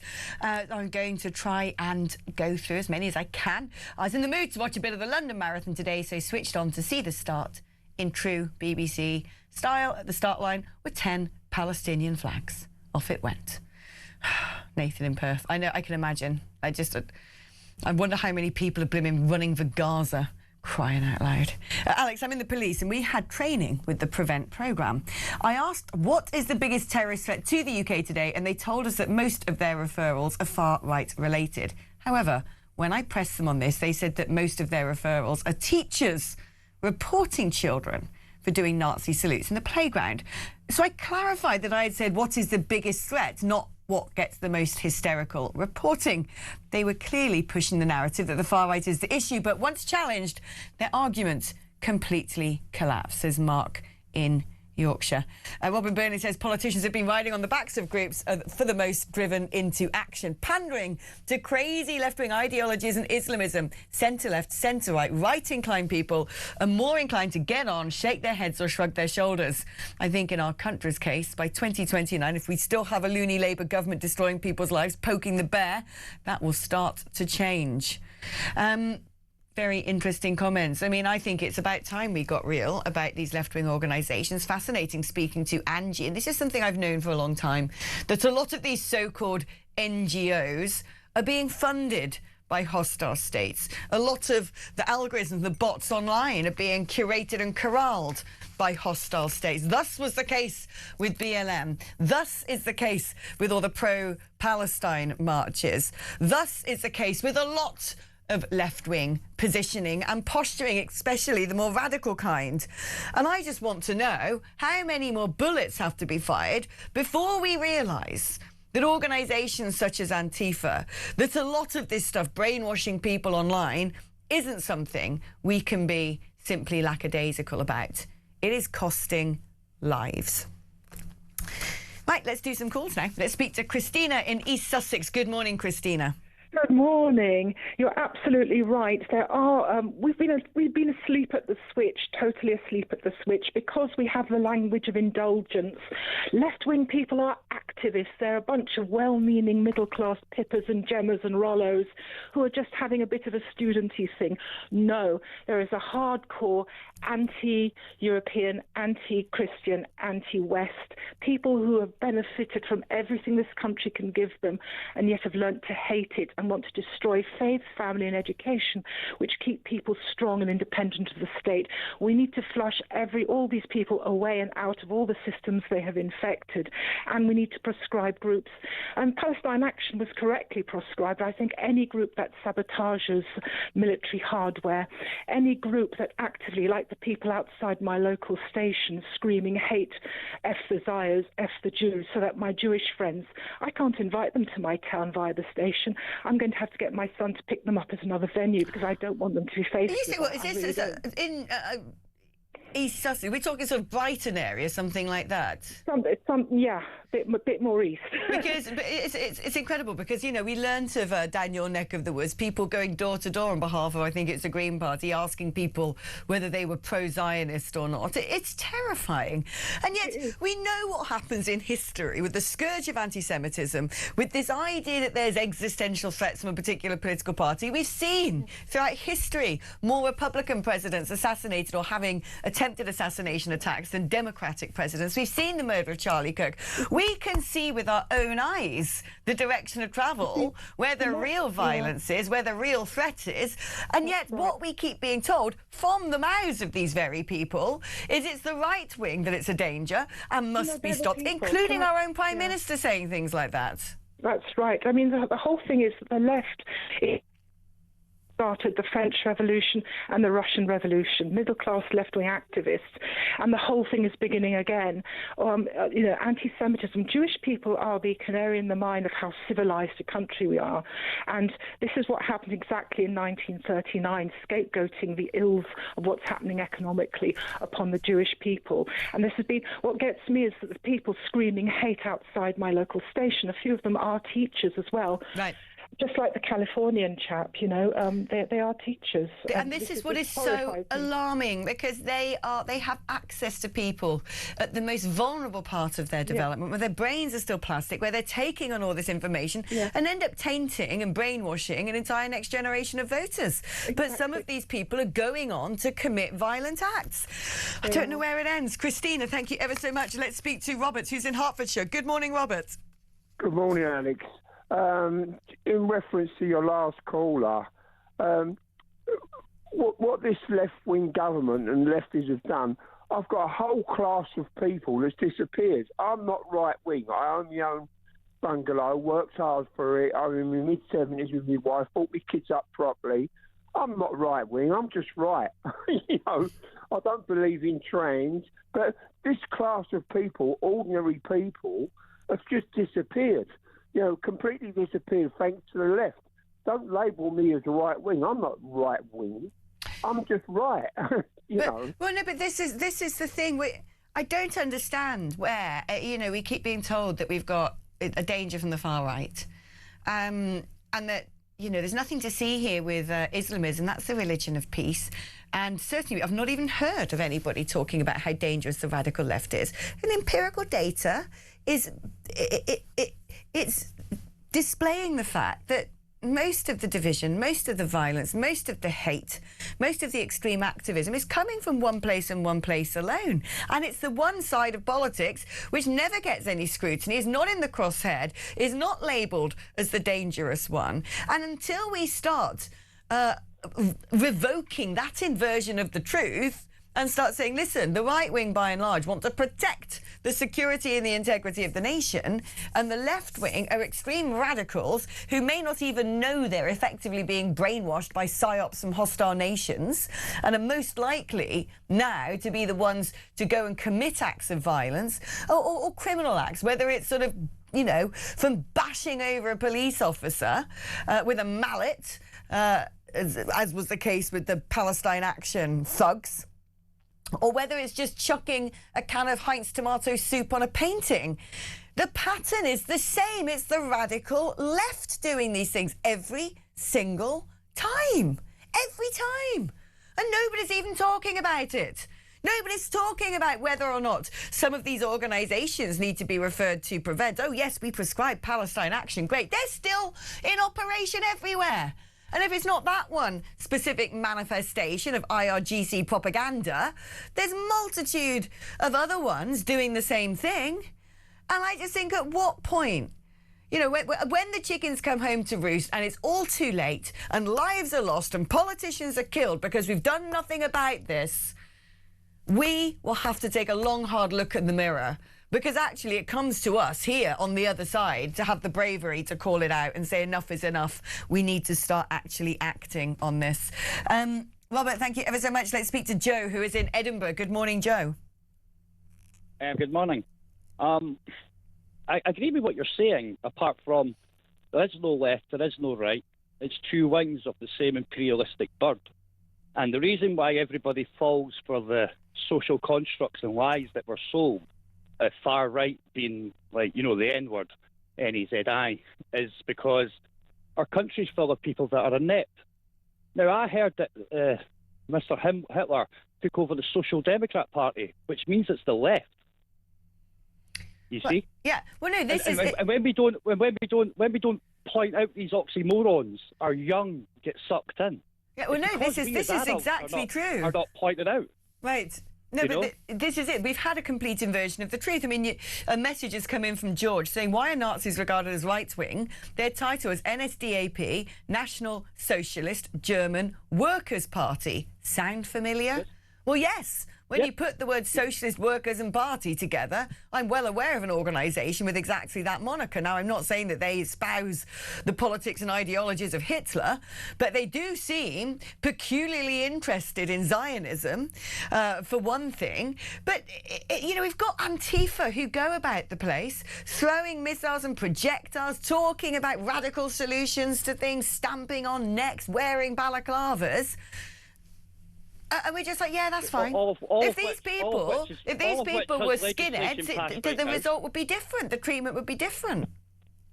All of which you said there is legislation already to cover that. And as for the European Human Rights Act, since that was written by nothing but British lawyers, if we just score out the word European, turn it into British, it's done overnight. If you're not from here, you don't have any legal right to be here, you can't have any British rights. Why do we need to take rid of something fully? Like, they tell us we don't have a constitution in the UK, but we do. It's over 3 documents. Why do we need to throw it all away and make new stuff? We just have to make it work for us, how it was originally designed to be. We don't have to care about everybody else because charity begins at home.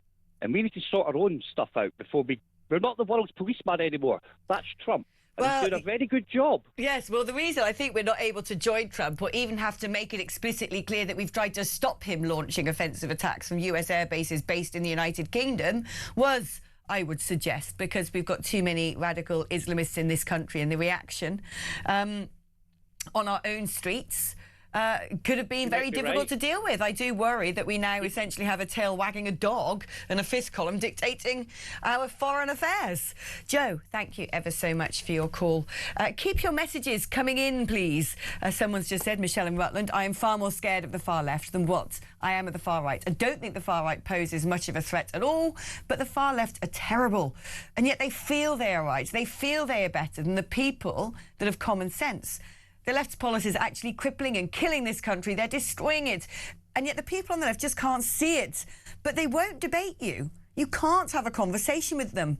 They can't justify how they feel. They've been indoctrinated. They've been brainwashed. And they just think that all these ridiculous policies are right. They can't see that it is turning our country into something that we just don't recognise anymore. The far left are a real threat, and we should be scared of them. They're awful, toxic people. The far right are bad, but I don't see much of them at all. It's more all about the far left at the moment. Anyway, I hope you can enjoy the lovely sunshine, says Michelle. I'll be doing my best when I finish for the day. Right, OK, we're going to be taking a short break now. When we come back, we're joined by the Royal Editor, Robert Jobson, to look ahead at the King's much-anticipated state visit to America, but also have a little discussion about a sort of other pseudo-meta state visit that was carried out by Harry and Meghan in Australia, and, of course, Harry's little trip over to Ukraine. Lots to cover today. Don't go anywhere.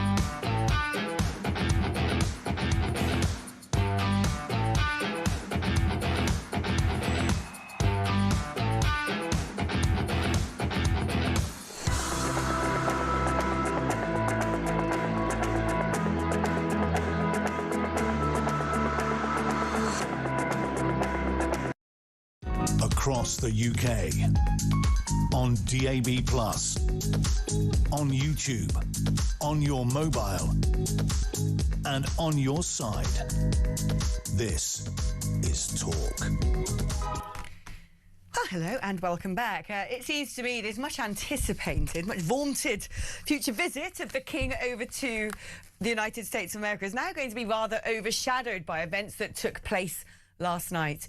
And yet it will remain a very important meeting indeed. Trump, a well-known royalist and Anglophile, might be feeling a little bit less enthusiastic currently about our Prime Minister. Certainly it looks on the surface level as if the special relationship is, well, not as special as it used to be, although reassurances from Republican strategist Angie Wong that if it did come down to a proper debate over the Falklands Island, Trump still has our back.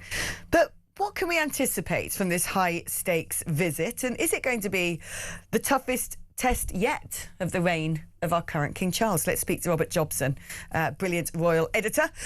Robert, I mean, I don't know how much what took place last night is going to overshadow this visit. It was already going to be quite a high-stakes trip, wasn't it?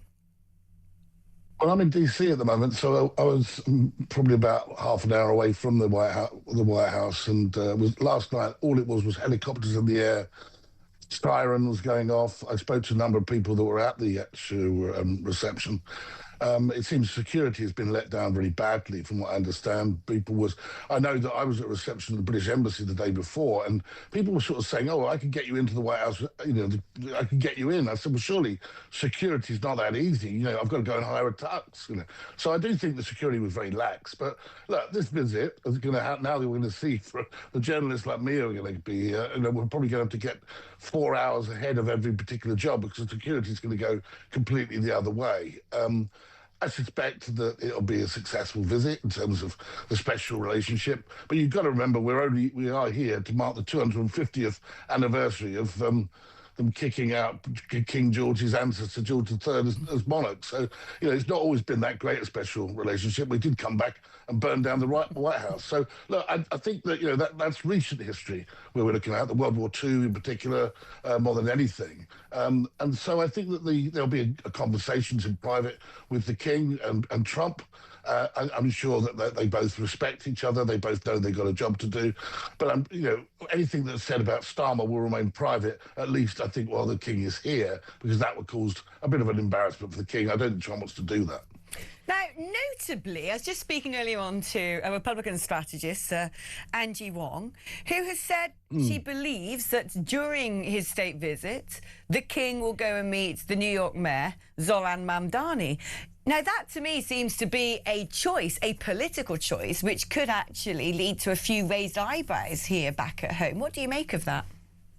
Well, that's not been confirmed. I mean, obviously, there's certain areas of this visit I can't talk about because they haven't got security clearance at this particular time. But that hasn't been. All I can say at the moment is I don't know how she knows that. No, I don't know either. But if it is confirmed and that does take place, it would be I think it will certainly provoke conversation back here. Let's talk about the troubled two from Montecito, who seem to still think that they are members of the royal family and can do their own state visits. They've recently gone down to Australia and seem to be, for instance, going on what look like philanthropic trips. But at the same time, Meghan Markle's then been attempting to flog copies of the clothes she was wearing that day on an internet site that she herself has now invested in.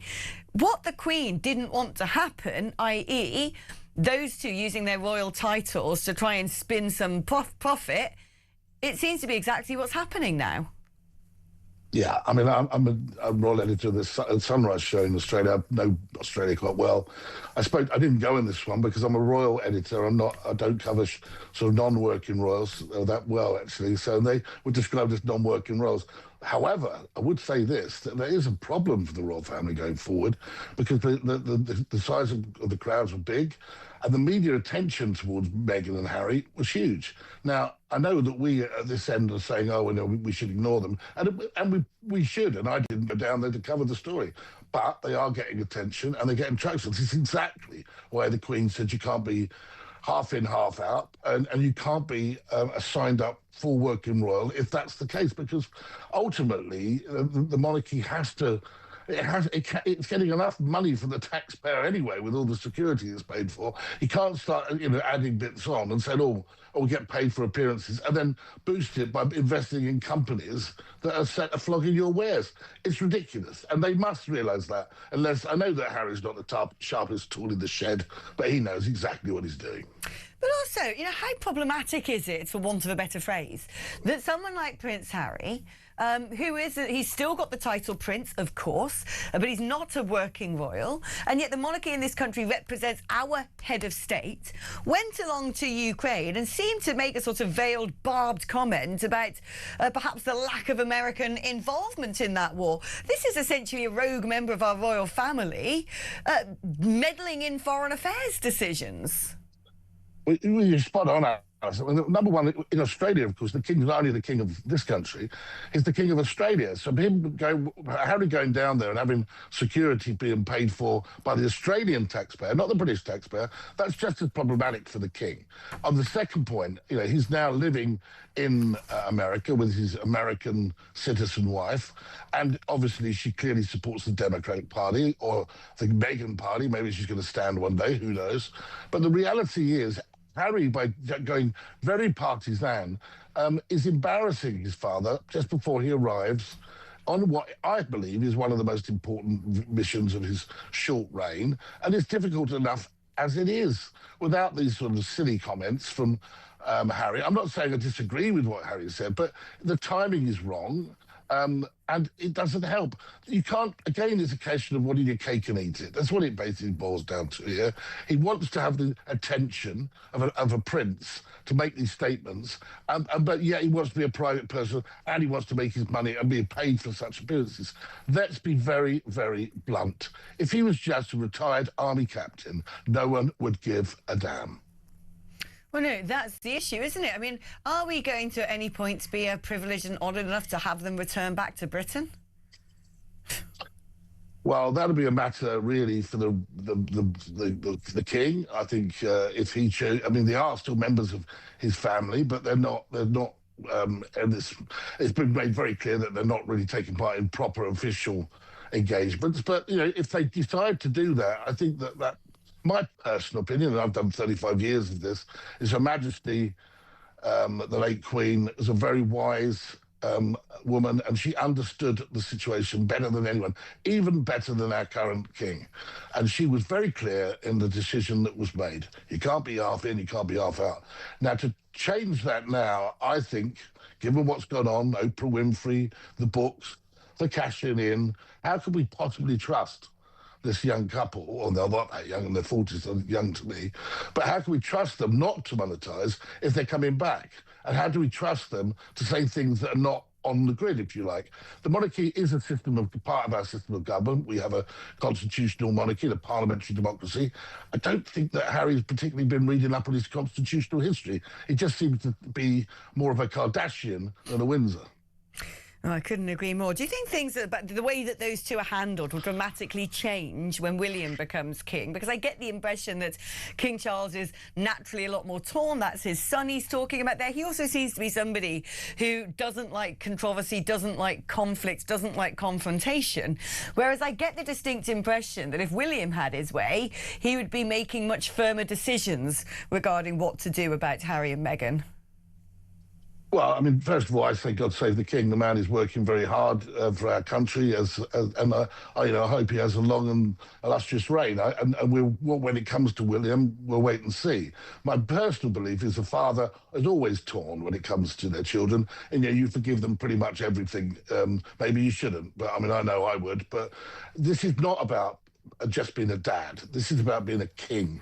And the Queen in her 90s made a very clear decision when she was on the top job, and that top was to say, no, you can't do it, Harry. Now she's dead, sadly, and we have a new king. And now that, it seems to me that Harry is just ignoring what he agreed with his grandmother and rewriting the contract of the Sandringham Summit. Now, that really is unacceptable and shows disrespect to his father, but that's not for the first time he showed disrespect to his father.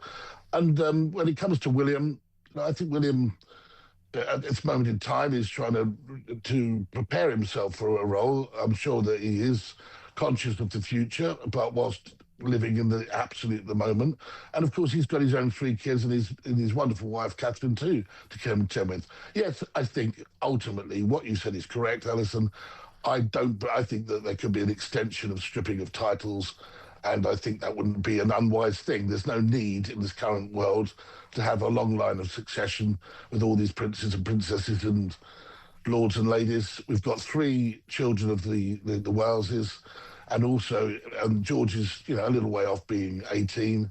At some stage, if anything happened to William before he was 18, then I'm sure that either Prince Edward or the Princess Royal would step in, and everyone would be very happy for that case to be them to be a regent until that point. So there is no need for Harry and Meghan. They can go off and make their millions, but please stop trading on being a prince. It's not fair and it's not right. I think a lot of people will agree with exactly what you've just said. Robert Jobson, thank you ever so much. It's been a pleasure having your company today. Right, if you want to talk to us about anything, then, well, not just anything. We're not going to help you fix your roof or, work like 118 118, but If you phone 03444991000, you can speak to me if you fancy. It's your normal network rate. You can also use that number to send me a WhatsApp message or leave me a voice note on WhatsApp 87222 if you'd rather send a text like the word talk before you text. A message from Glyn in North Yorkshire. The left now use the phrase the far right to justify the horrible actions they say and do. They use it as a get out of jail card. Well, quite. Brian in Spain says your analysis of where the real threat to the UK and Western democratic values is spot on. Well, it is. It is the radical left, isn't it? The worrying thing is I've read comments on social media saying, shame he missed. What's wrong with these left-wing liberals? People of peace, my backside, says Paul from Spain. Now, do stay tuned, because coming up after the break, got a brilliant guest, US Congressman Tim Burchett. Obviously, we are going to be talking to him about what's been going on overnight in Washington, D.C. But he also has inside track on Trump, promising to reveal all of the US government's files on UFOs. It's very interesting. Find out more by joining me once again just after this short advert break.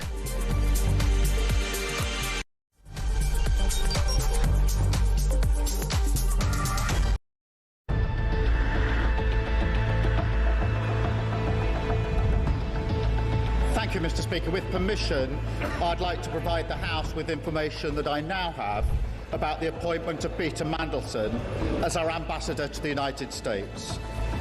But, Mr. Speaker, before I go into the details, I want to be very clear with this House that while this statement will focus on the process surrounding Peter Mandelson's vetting and appointment, at the heart of this, there is also a judgment I made that was wrong. The name had been submitted to the King as Minister's recommendation. The Prime Minister had made an announcement that Mandelson was his nominee without caveats. The British government had sought agrément, the formal diplomatic process for a host government accepting a nominee from the US government, and that had been obtained before I arrived in post. The position taken from the Cabinet Office was that there was no need to vet Mandelson. Mr. Speaker, I know many members across the House will find these facts to be incredible.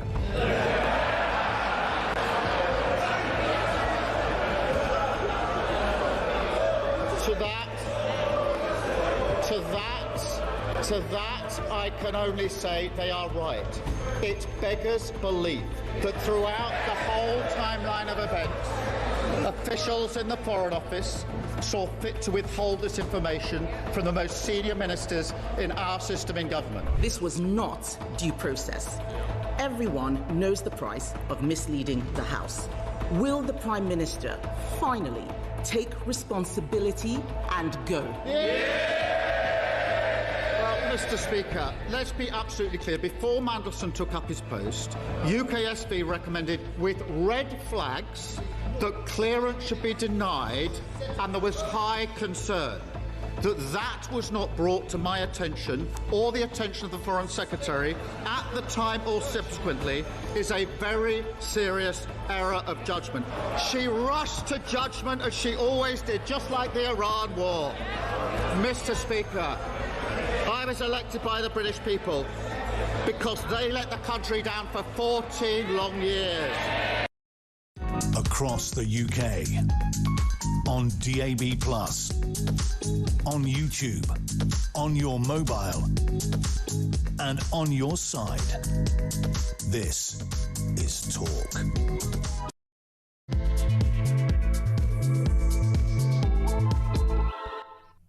Hello and welcome back to the show on what's proving to be rather a dramatic day, given overnight news coming out of America about the assassination attempt yet again on President Donald Trump at the White House Correspondents' Dinner. Now, as per usual, it is Sunday, which means the marvellous, magical, mysterious man of my moment. Paul Cox has joined us.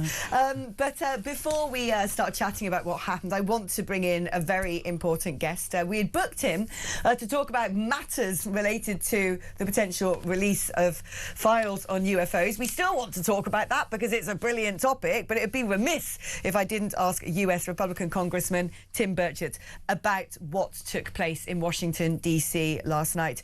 Tim, what is your immediate reaction to, here we go, yet yet again, someone that looks, to my eyes, a bit like a radical left-wing activist, has picked up arms and tried to kill people on the right wing again.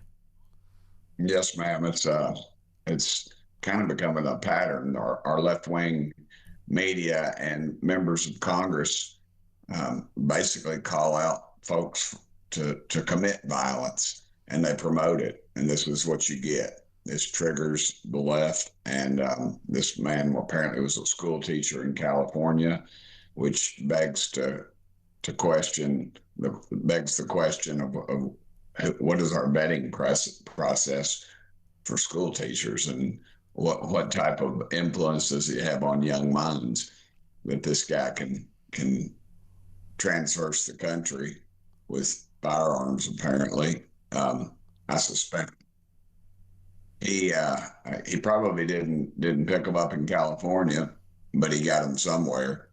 And the whole thing, it just stinks. It's always a lone gunman. It's always some guy who has no internet presence. You know, and it's developing a very strange pattern, and people are very much aware of it. Yeah, it does pose, I think, a lot of questions surrounding how much social media might be to blame, or how these people themselves are getting brainwashed. And frankly, what does the Western world, because it's not just unique to America, we have these issues as well in the UK. Radicals on campus, people who dox and ostracize and try and cancel and demonize violent protests. We have it as well in the United Kingdom. And I think, you know, we've got to figure out in the West what we do about the radical left wing, because without doubt they might keep going on that the right wing are dangerous and evil. They're not the ones firing bullets. It's correct. That is completely correct. It's always a far left radical. It has been the last 3 attempts. I guess we'll count this one as an attempt on the president's life. No one's sure of his motives, but I'm sure that would have been his target. So yeah, absolutely. And it's just going to continue. The left is vicious. They've got no conscience, and they've got no morals or ethics. Obviously, there's people actually calling for the president's demise after this even happened. There was one lady who, I think, rushed the motorcade and screaming something stupid, and she was arrested as well. So I don't see it getting any better, ma'am. I just see it getting worse. No, I agree, which is why I think we all need to somehow figure out in the West what we do about it. Let's now talk to what I originally wanted to bring you on and talk to you about, because extraordinary move by President Donald J. Trump could potentially become the first US president to disclose American government classified files on UFOs or UAPs, essentially a phenomena which, as far as the general public are concerned, cannot be explained, and poses the question, are we alone in the universe? Talk to me about this. When's it due? How's it going to happen? What sort of things might we learn? Could it go down as one of the most momentous days in world history, where all of a sudden we go towards a narrative of, guess what? Extraterrestrials do exist. What do you expect? Yes, ma'am.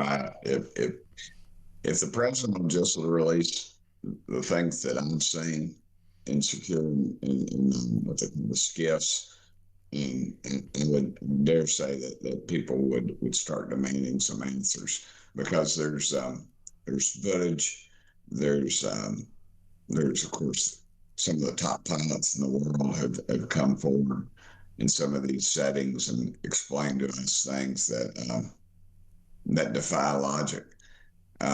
I guess maybe quantum physics might have something to do with it, but the reality is that we are not alone, ma'am, and that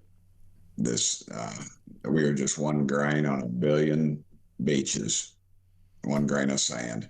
And I in my conversations with the president, I encouraged him to do this. I encouraged him to release these files. I think it's not about, I've said this many times, it's not about little green men. It's not about flying saucers. It's what are we spending tens of millions, possibly billions of dollars on? You know, you have people in these departments say they don't exist, yet they pull us into these secure environments, and someone in those very same departments are telling us that something does exist, and they're showing us things, and they have no clue of what they are. I was in a briefing a couple of weeks ago that did just that, and it was I don't even know how to explain it, because of they had footage of this, and then they had the people in the room that were actually there. And so I'm not exactly sure why they keep this stuff secret, though. That's one thing that we need to get to the bottom of as well. It's not the government's right to decide what we can or cannot handle. And I hope at some point that they break loose with all of it. Yeah, do we have any sort of timescale attached to this? I was reading earlier that, people think that there'll be 4 waves of released documents, all sort of focusing on a slightly different element to all of this. I, for one, have been following this topic for a very long time and extremely enthusiastic about disclosure. It's interesting as well, isn't it? You've got the big Spielberg film coming out this year as well. Everything's sort of beginning to correlate, essentially, around this discussion. When might we actually see this, these files be released, and the sort of should we brace ourselves for Trump himself getting behind a podium and addressing the world community on this topic? Well, I guess that's the $1 million question, ma'am. I have no earthly idea of when the president will release this. I know he's instructed Pete Hegseth and others to release them, but the problem you have is what we've always had, is that the big boys and girls are going to say it has something to do with national security and that we can't release it. And I've been told that maybe our sonar and maybe some of our radar is a lot better than some of our enemies realize, and we can't release some things because of that. I don't really buy that, but because of the fact we probably get all of our components from China anyway. So I would like to see just release it all and let us decide. And I think too, you're going to see a lot of the arrogance in government, the people in control who will try to control it. Yeah, I mean, it's an astonishing story of a number of scientists connected to nuclear research and anti-gravitational research and research into potentially phenomena that cannot be explained, seem to have unexpectedly died. What is going on there? Well, that is a great question. We've had, I think it's more than 12, and I've stated that, I have a theory on this. If you say you have a fancy restaurant that's world renowned, and your chef could possibly be, you're afraid he or she might be leaking out the great recipes. Well, you're probably not going to bump him off. You might rough up a few of the bus boys to send that message. And I think a message is being sent. Not that these people are bus boys by any shape, form, or fashion, but these are some of the most cutting edge scientists that are involved in this issue. And there's a pattern with several of them. They leave their house without their cell phones, without their without wallets. They just walk out of their house. It doesn't make any sense. That's not reason. I think something suspicious is going on with these people disappearing and dying. Some of them are dying mysteriously. A scientist dies in a knife fight on his front porch. I mean, give me a break. Those people are some of the most boring people. Nobody's coming after them with a knife. This thing is, they're setting some people up, and you all in the mainstream media, this is being made evident. I think they got a little cocky, and they overstepped their bounds on this one, because they are sending a message, and the message is to keep your mouth shut. Who is the they in this context? Are we assuming that the they could be weapons companies, that the big sort of private sector companies who might be engaged in this research? Are they people connected to, I don't know, elements of the US government, the deep state, or could we be looking at foreign actors here who might want to get access to these scientists? Yeah. There's a theory that it could be the Chinese or someone like that. would be snatching folks up, but I just don't see how they would do that. I think the smart money is on people within this country are trying to shut these people up for whatever reason. If that's those that are the contractors in the I call them war pimps, that are in the industrial war complex. I mean, they just keep going down this path. They're arrogant. They won't tell us what they're doing with our money. And now people are starting to disappear and some are dying. So I think all of those people should be suspect, and we ought to bring them all in. And I think it's long overdue that the FBI, and I have very little faith in them and their ability or their willingness to find out who's doing this. Now, Congressman, you have been read into classified information that the rest of the world has not had access to, and been invited into skiffs on this very topic, and alluded to the fact that you have seen things that, unlike anything that anyone's seen before.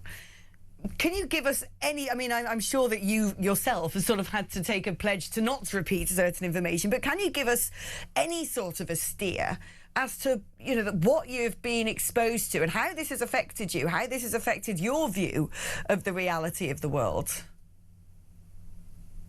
Well, I've suspected and thought we weren't alone for a long time, ma'am. I was a young man, very young, and my parents would, I guess now you probably be written up by some government agency and brought into court, but my parents used to turn me loose on my bicycle, and I would ride over to her neighborhood library, probably over a mile away, and I'd stay hours on end just reading these books. And I can remember the day that they had all these books out on, the supernatural and all kinds of things, cryptozoology, and there were some books on UFOs, and I read those, and I read them voraciously, and I would buy the magazines. And granted, some of it's just what we'd call now clickbait, but back then it was pretty neat. And since then I was I guess the reason that we're really into all this right now is because a media group called TMZ caught me on a street corner one time in Washington and asked me about a report that was coming out from Washington, D.C. And I said, that will look like it's been shot with a shotgun. It will be all redacted. It won't have anything in it. They'll tell you they'll delay the release date, and then when it is in fact issued, it will be just cut to pieces. And sure enough, that's exactly what happened. It was supposed to come out. It was rumored to have some really hot stuff in it, and then the national security boys got a hold of it and said, "Oh, this is releasing some national security information that we don't want out." It was delayed, and then when it was put out, it was heavily redacted. I made the statement, and I actually even put it on a t-shirt, sold it on a t-shirt. I said, "More people believe in UFOs than believe in Congress," and oddly enough, that's the truth. And that t-shirt sells quite well on my website. But and that really just started it. I started getting calls from all over the country and then all over the world, folks like yourself. And I started asking questions. We had a hearing, and we brought in people like David Grush and others that actually, and you showed some of the video of, that was called the Tic Tac video. These objects were shaped like a Tic Tac, and they had no heat signature. They flew underwater, and they came out, and the interesting thing was no heat signature with the FLIR sonar or radar, and so it just kept going on and on and on, and more people kept coming forward. And I've talked to pilots who all they risk is the reputations, because if you come forward, I don't know how it is over there, over on the other side of the pond, but in America, if a pilot comes forward, they'll be pulled off the flight line. They'll be interrogated for 8 hours, and then they'll have a blemish on their record. And so you have these pilots come forward saying, hey, this is me. This one on the Tic Tac video, he said, I was the guy, I was one of the guys there. Yeah. And he described it. And, we don't have the capabilities of an object that can hover for 4, 6, 8 hours maybe without refueling. Yet these things were doing this, and then they would take off. It's astonishing stuff. The phenomenon is inexplicable. I'm very envious that you have been invited into Skiffs and Reddit on all of this stuff, and I hope so much that more is disclosed to the general public, because, like you said, it's not up to a government to decide what humanity knows about whether it's in this world alone or not. Tim Burchett, thank you ever so much, US Congressman there for the Republican Party. And Paul, very quickly, I mean, blimey, if those files get published, they could be world-changing. Yeah, they could be. My fear as a cynic is they won't go quite far enough. We've never seen anything released that's ever gone, oh wow, I can't believe that they know this and they haven't told us this. Because data and information is control, and governments are about control. So this is what we're about on this particular subject. We're saying let go of the control, let us decide what's good for us. But governments don't tend to do that. Right, we're going to take a short break now, but don't you go anywhere. On the other side, we're joined by a very dear friend of mine, White House correspondent for the US channel Newsmax, who was at the correspondents' dinner last night and is going to tell us firsthand what he saw.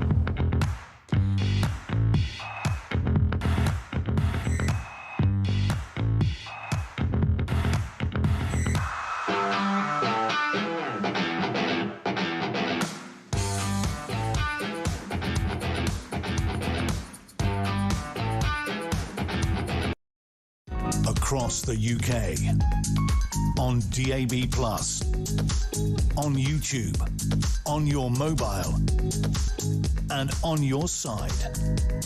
This is Talk. Hello and welcome back, and welcome to the show a very dear friend of mine, the brilliant John Gizzi, White House correspondent for Newsmax. John, you were at the correspondents' dinner last night. What happened? What did you see? Well, I was enjoying my appetizer like everybody else. Thousands of guests there, over 1,000 reporters, in fact, when all of a sudden 4 shots, rang out, and we were immediately told to get under the tables. One lady near me said, "I'm getting out of here," and making a run for it. Her husband said, "Just do what you're told." As it turned out, the Secret Service escorted the president and his family and soon the entire head table that included Vice President Vance and his wife out of the room. We later learned that an assailant had fired the shots and that Secret Service and Metropolitan Police in the district had subdued him. There were initial reports he was shot down. These were not true, and he has been identified as 31-year-old Cole Thomas Allen of Torrance, California. Now, whether this was an attempt on the president's life or the work of a madman just trying to cause disruption, no one can say. He is in custody right now. The president held a news conference later in the evening and just said that this should bring us to greater agreement and among people who have differences of opinion.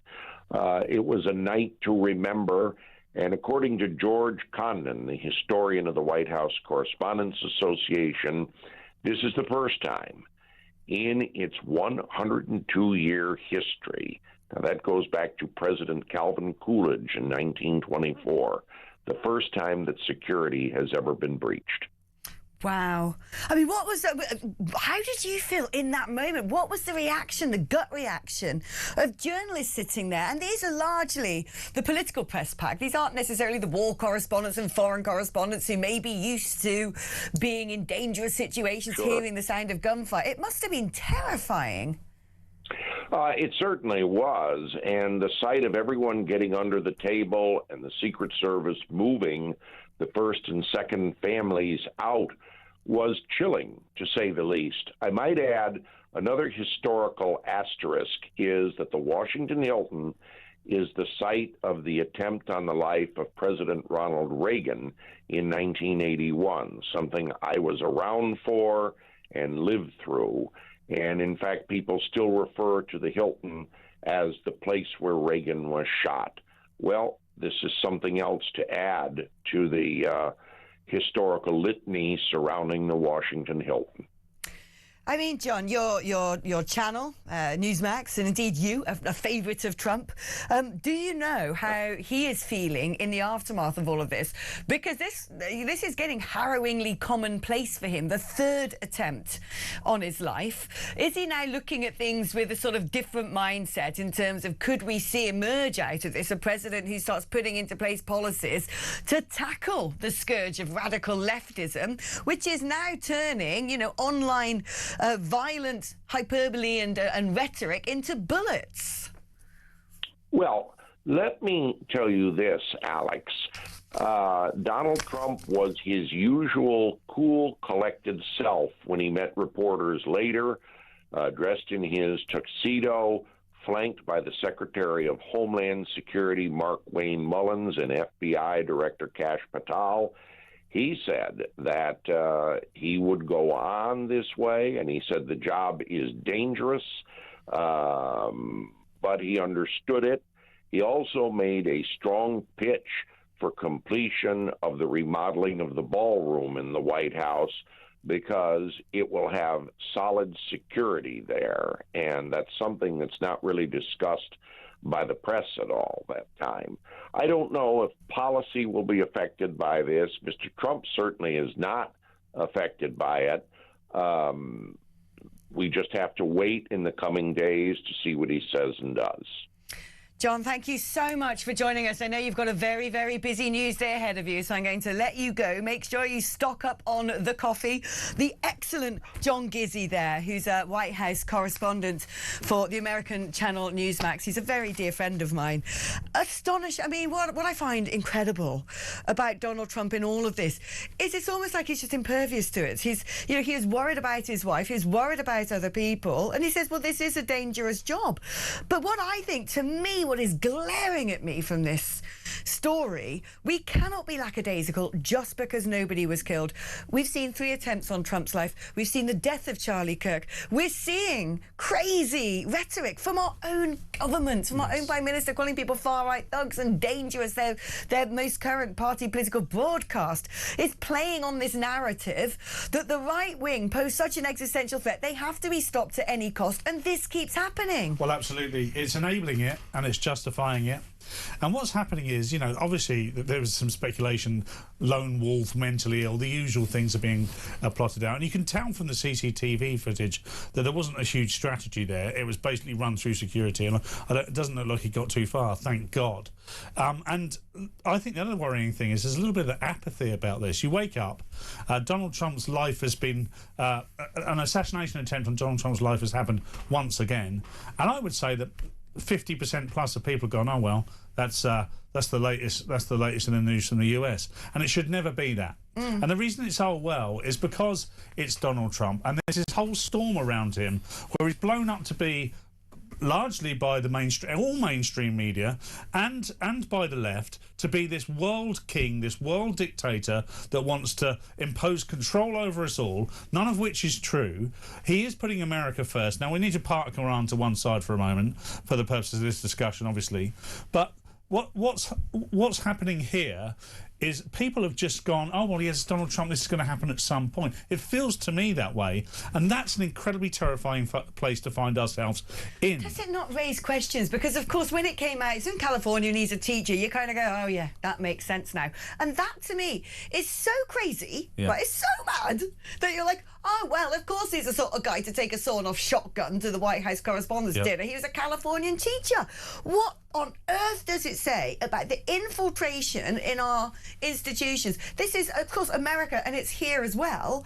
This idea that the right wing is so dangerous. We bang on all the time, don't we, about the far right, the referrals to prevent. 95% of referrals to prevent are the far right, whereas the vast majority of cases that they have to actually deal with is Islamism. But where is the dialogue about the far left? Because Palestine Action, malleting a policewoman over the head, you know, the free Palestine, the Gaza lot attacking Jewish people, you know, extreme behaviours, whether it's blockading roads, preventing ambulances getting through, this potentially costs lives, all the way down to chucking, you know, canned soup a Van Gogh or whatever.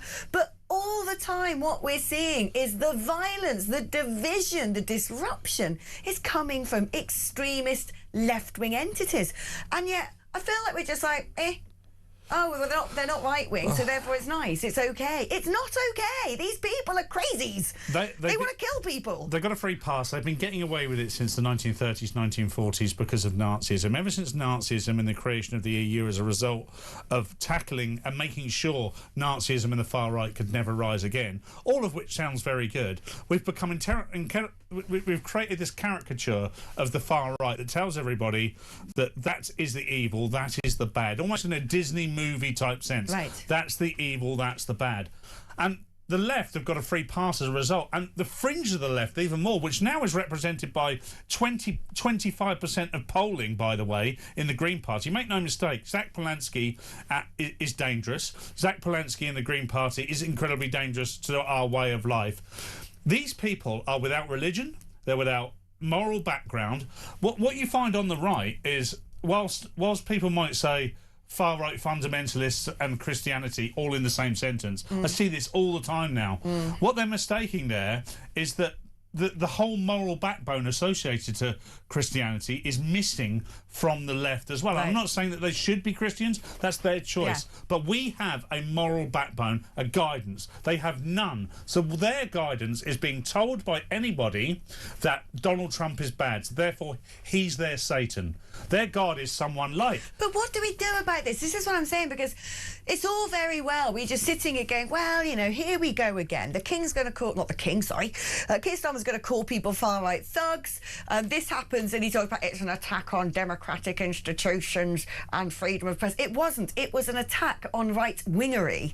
It was an attack on somebody because they're right-wing, because of the sort of extreme language that comes out of the left wing. And we know we've got organisations here that I think really need to have an investigation. We need to know how they're being funded. We need to know how they're organising, what their intentions are. They need to be held to account, whether it's the Socialist Workers' Party, Palestine Action, Antifa, because they are causing a heck of a lot of problems. And my worry is this: if we end up with a reform government, if Nigel Farage becomes Prime Minister and then wants to enact deportations, we're just going to see the same violence being perpetrated on our streets and at our events. Thank goodness we don't have guns everywhere.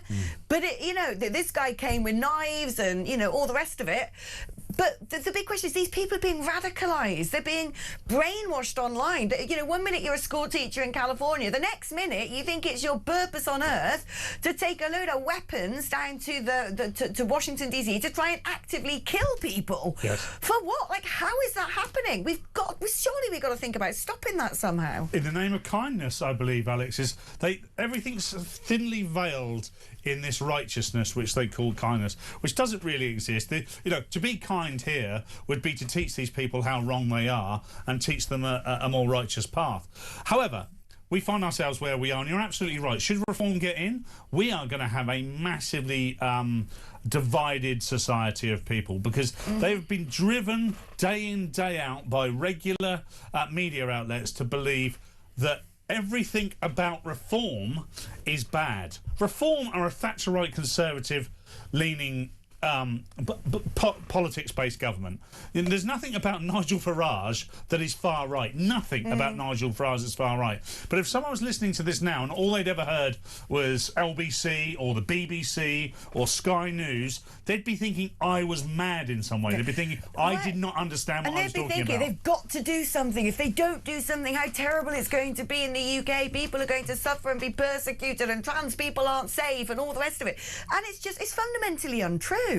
But you just think that the problem is people have been sort of groomed, if you will, for want of a better phrase, to reach this point where, when it comes to pass, we may have a right-wing leader again. They will feel like, now is my moment. I better be activated. I better stop this from taking place. That terrifies me.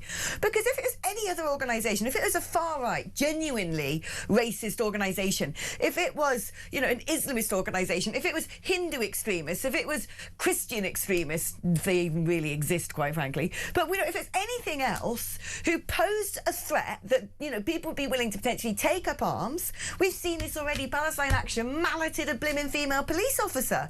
This isn't just speculation anymore. This is what we could face. And if it's any other organisation, it would be considered a real and present danger that needed to be tackled. And it's just not. It starts with the justice system. If you're talking about that police officer that was malleted, those people were never found guilty of any major crimes in the end. They've essentially been let loose, right, to do again. So they've been exonerated in their minds. They've been told that what they did, there was nothing wrong with that, and what they were doing is righteous in some way. I keep coming back to this word righteous because in this sectarian society we find ourselves in, they've replaced all good with whatever they decide to be good is. Make a comparison between the statement today between what Keir Starmer said about Donald Trump, which was sort of, this is bad, then look at the statement after the Southport. If you compare those two things, you would have thought that a couple of 100 angry people in Southport after the heinous murder of 3 girls, the reaction to that was much worse than anything that happened last night in the Hilton in Washington. This is the crazy thing, people just putting something on X on the right wing prison, and then people on the left stamp on their neck, smash the fascists. Nothing. That is incitement of violence, and what we're seeing increasingly is this sort of mad leftist rhetoric becoming bullets fired. OK, we're going to take a short break now. Before we do, a little bit of breaking news. The King is being kept fully informed of developments and is greatly relieved to hear that the President, First Lady and all guests have been unharmed after a gunman tried to charge a Washington, D.C. dinner attended by Donald Trump. That's according to Buckingham Palace. We're back just after this.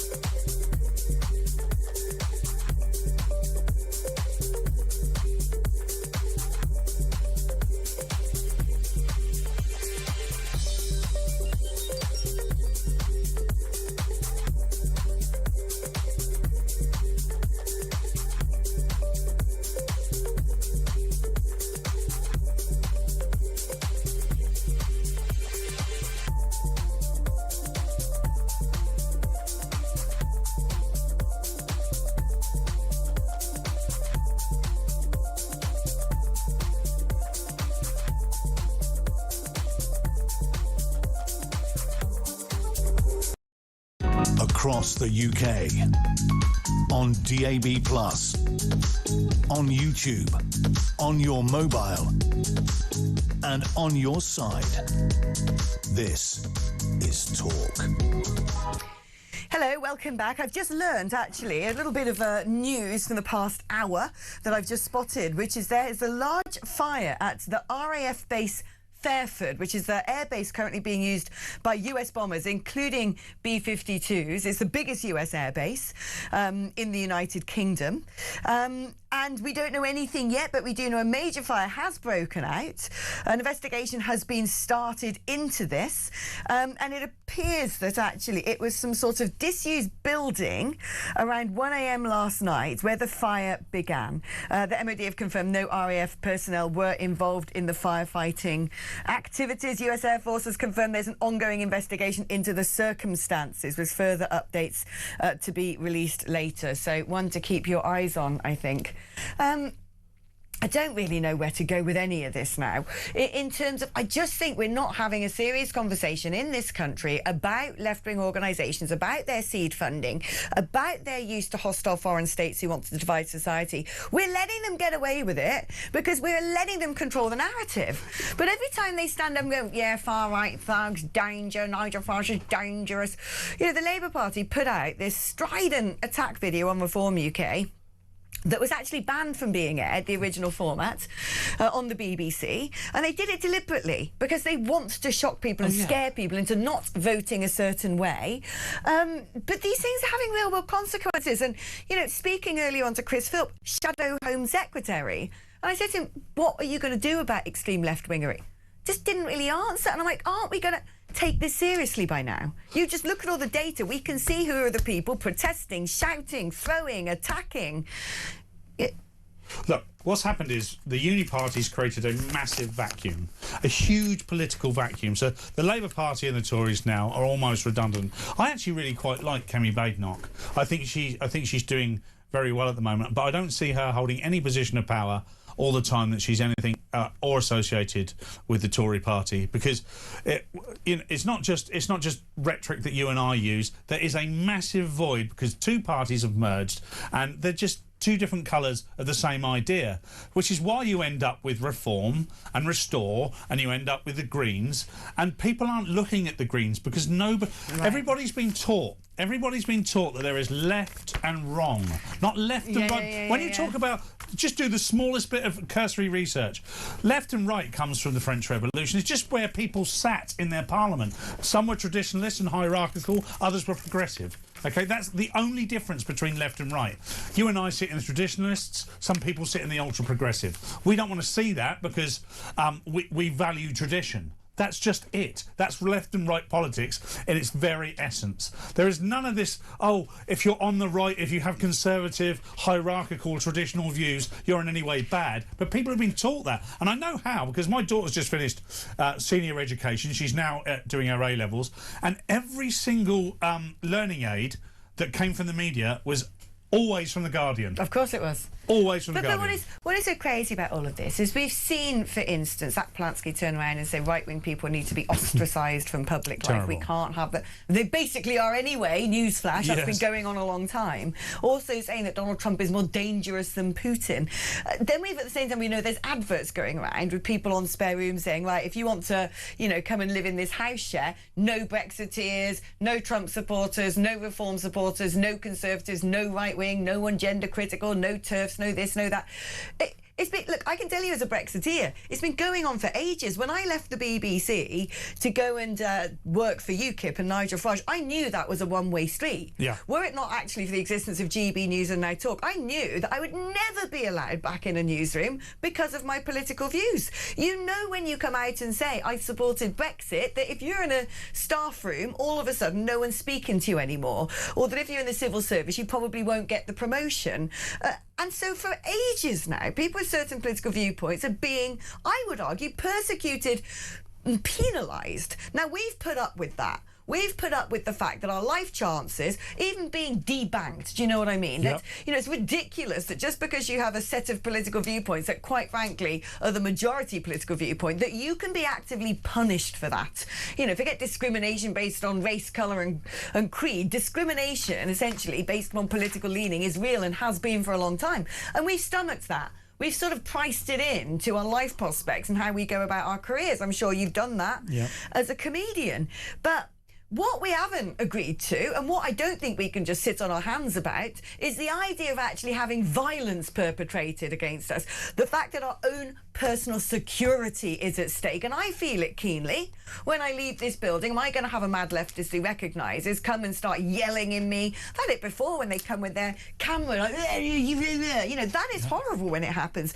But when it's not just a camera and someone shouting, and it becomes physical assault and becomes violent attack, and this is what is being pushed all the more in these protests, with the language they're using, with the heightened hyperbole, when it's the safety of you and me and anyone who might leave this building with something that says talk on it, a lanyard or a political leader, it's gone so far. We've got to do something. Yeah, I don't think people out there realise just how dangerous it can be. And by the way, going back to that Labour banned video, they deliberately wrote it so that it would be banned by Ofcom to create this furore. But do yourself a favour, if you haven't watched it, obviously you probably have, Alex, I'm talking to our viewers now, about 30 to 40% of it, at least, I'm just nodding along going, well, you know, had this been a normal political broadcast, I would have gone, OK, this sounds quite good. The Labour Party have changed their views. It's not that bad. They've pulled some stuff out which I don't recognise as something anyone from Reform said. There might have been a councillor in a pub somewhere that once said something, I don't know. But this is the reason I mention this is not because I'm defending Reform. I'm defending the right for Reform and people with conservative views to exist. The idea that you can have a house where you all believe that women can have a penis. Fill your boots. I don't want to live in that house either. Thanks for letting me know. But the idea that that view is in some way abhorrent because it's been designed that the rest of society will operate in that way. You know, when I joined essentially, my comedy is not conservative. If you ever watch me on stage, I'm talking about cheese or I'm talking about my life. Cheese is very right. I host a lot of shows. I'm great at talking to people and making you know, funny stuff up just like that on the spot. But the minute I joined right-wing media, I knew that I was making a decision. I had an agent at the time, still very good friends with Shelley, and she said to me, as long as you believe in what you'll say, you'll never have an issue in life. And I maintain that. But we were both aware that as soon as I took the opportunity, that meant there was no other TV opportunity. But she said something to me, Alex, that stuck with me. She said, you're a 40-year-old white man, Paul. You're not going to get any other opportunities on TV and radio. And that's absolutely true. You know, I'm not, it's not woe is me, it's fact. Yeah, it's like may as well. May as well just chuck it all in the air. Let's take a short break now. By the way, before we do, the latest news on the fire at RAF Fairford is that the incident is now fully resolved. Fire chiefs has confirmed that the cause of a military base blaze is believed to be accidental. That's Gloucestershire Fire and Rescue Service said. Crews were called to RAF Fairford early hours of this morning after flames were spotted in a one-storey industrial storage building. There have been no injuries. Neighbouring fire and rescue services helped tackle the blaze. It's now been extinguished and basically nothing to see here, apparently, is what we are being told about that. Right, we're going to take a short break and then we're just going to sort of chew over and come to a conclusion about everything gone on today. Assassination attempts, aliens. I mean, we live in crazy times, so don't go anywhere.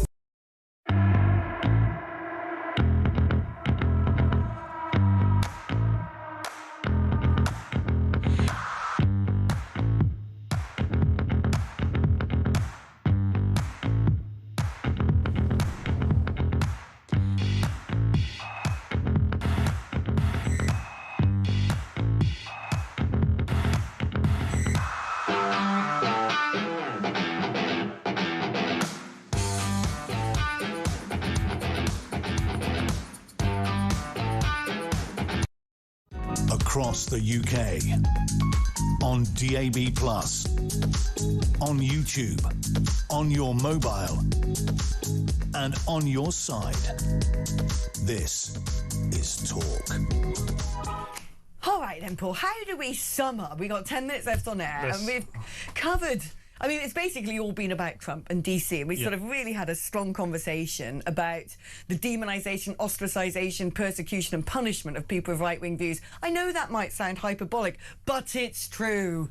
You know, you get the sack or you don't get the promotion if you've come out as Brexit. And it's one thing when you're starting saying, well, you can't have a bank account or you can't have that job, which in itself is horrifically wrong. It's another with the violence. And I think we've got to get really serious about this. Apparently, the average voting age to turn right-wing used to be 39. It's now well over 50. And the problem I've got is if we don't tackle the mad leftism in universities, teachers' unions, in the education system, we're just brainwashing future generations to become more and more extremist and radical. We're going to end up with a crazy communist, famine-ridden hellhole of a nation within about 20 years' time, by my watch. Well, we're certainly en route to that. We're there, aren't we? Yeah, we're definitely en route to that.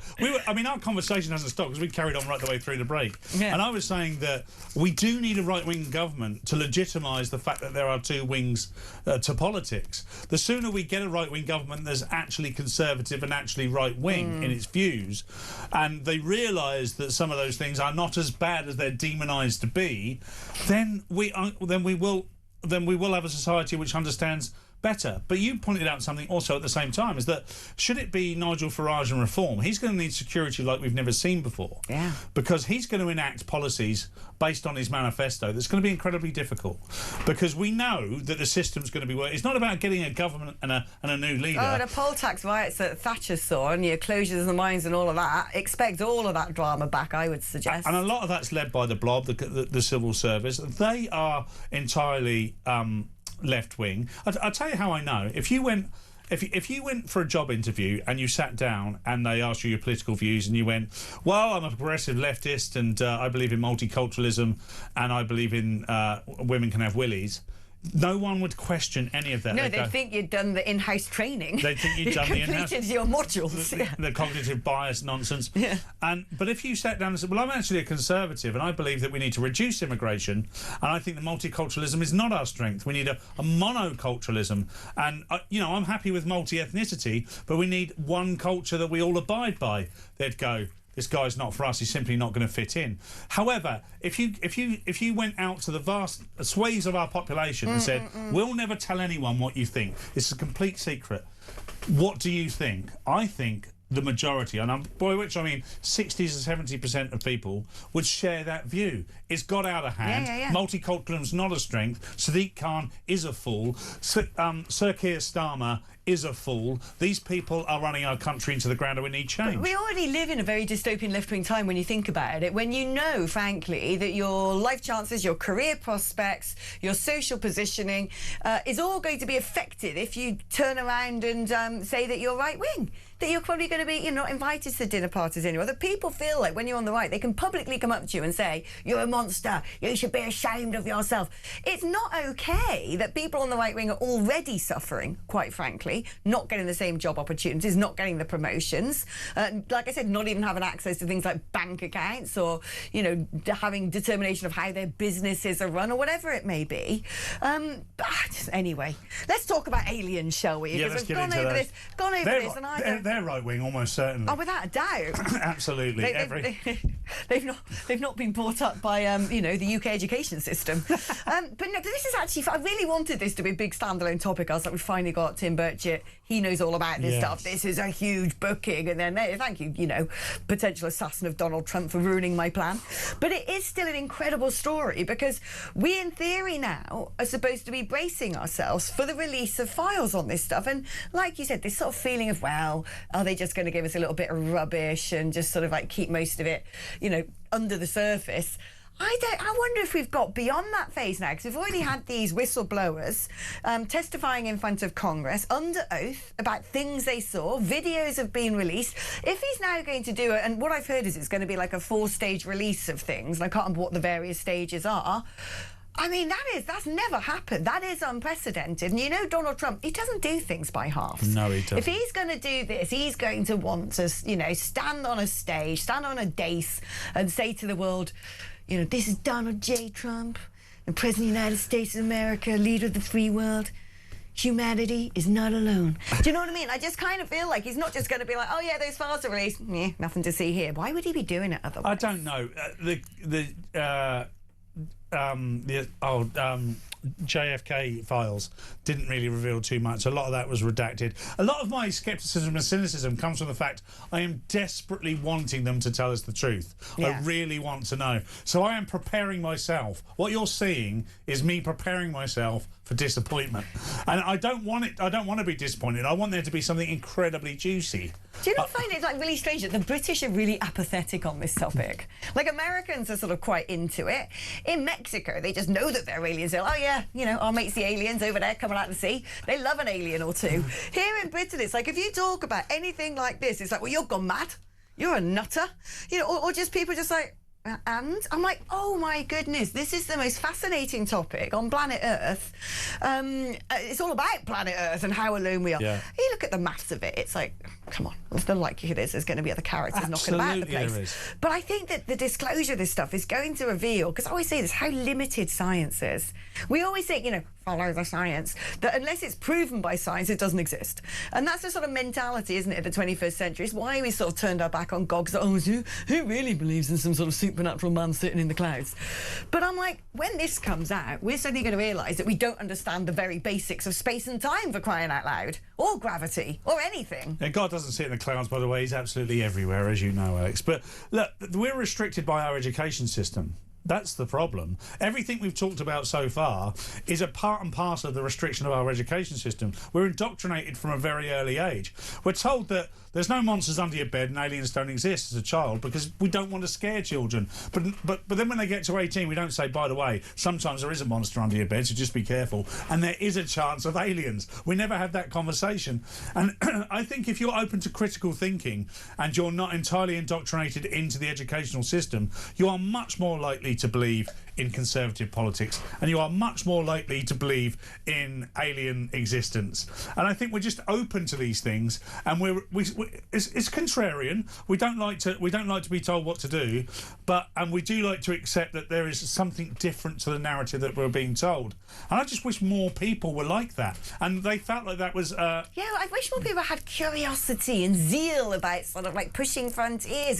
That was what Britain was built on. We don't have literacy like that anymore. But you think of Enid Blyton and the Faraway Tree was a book that I really loved growing up. The huge imagination of things just doesn't really exist anymore. The last thing I could think of is probably J.K. Rowling under Harry Potter. That was fantastical. Hold on, very quickly though. You worked at Porton Down, didn't you? I did for a little while. Yeah, I love this fact about you.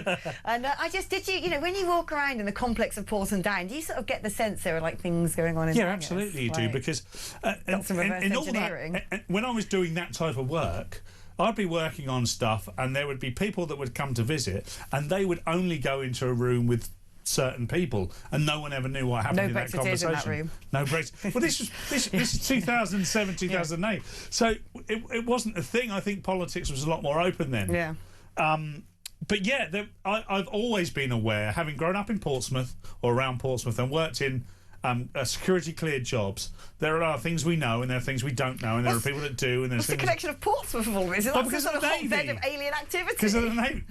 Well, Portsmouth's got this hill behind it called Portsdown Hill. Anyone knows the area will know Portsdown Hill as a viewpoint. Also, there's Mick's Monster Burgers up there. Well, didn't get this way for nothing. But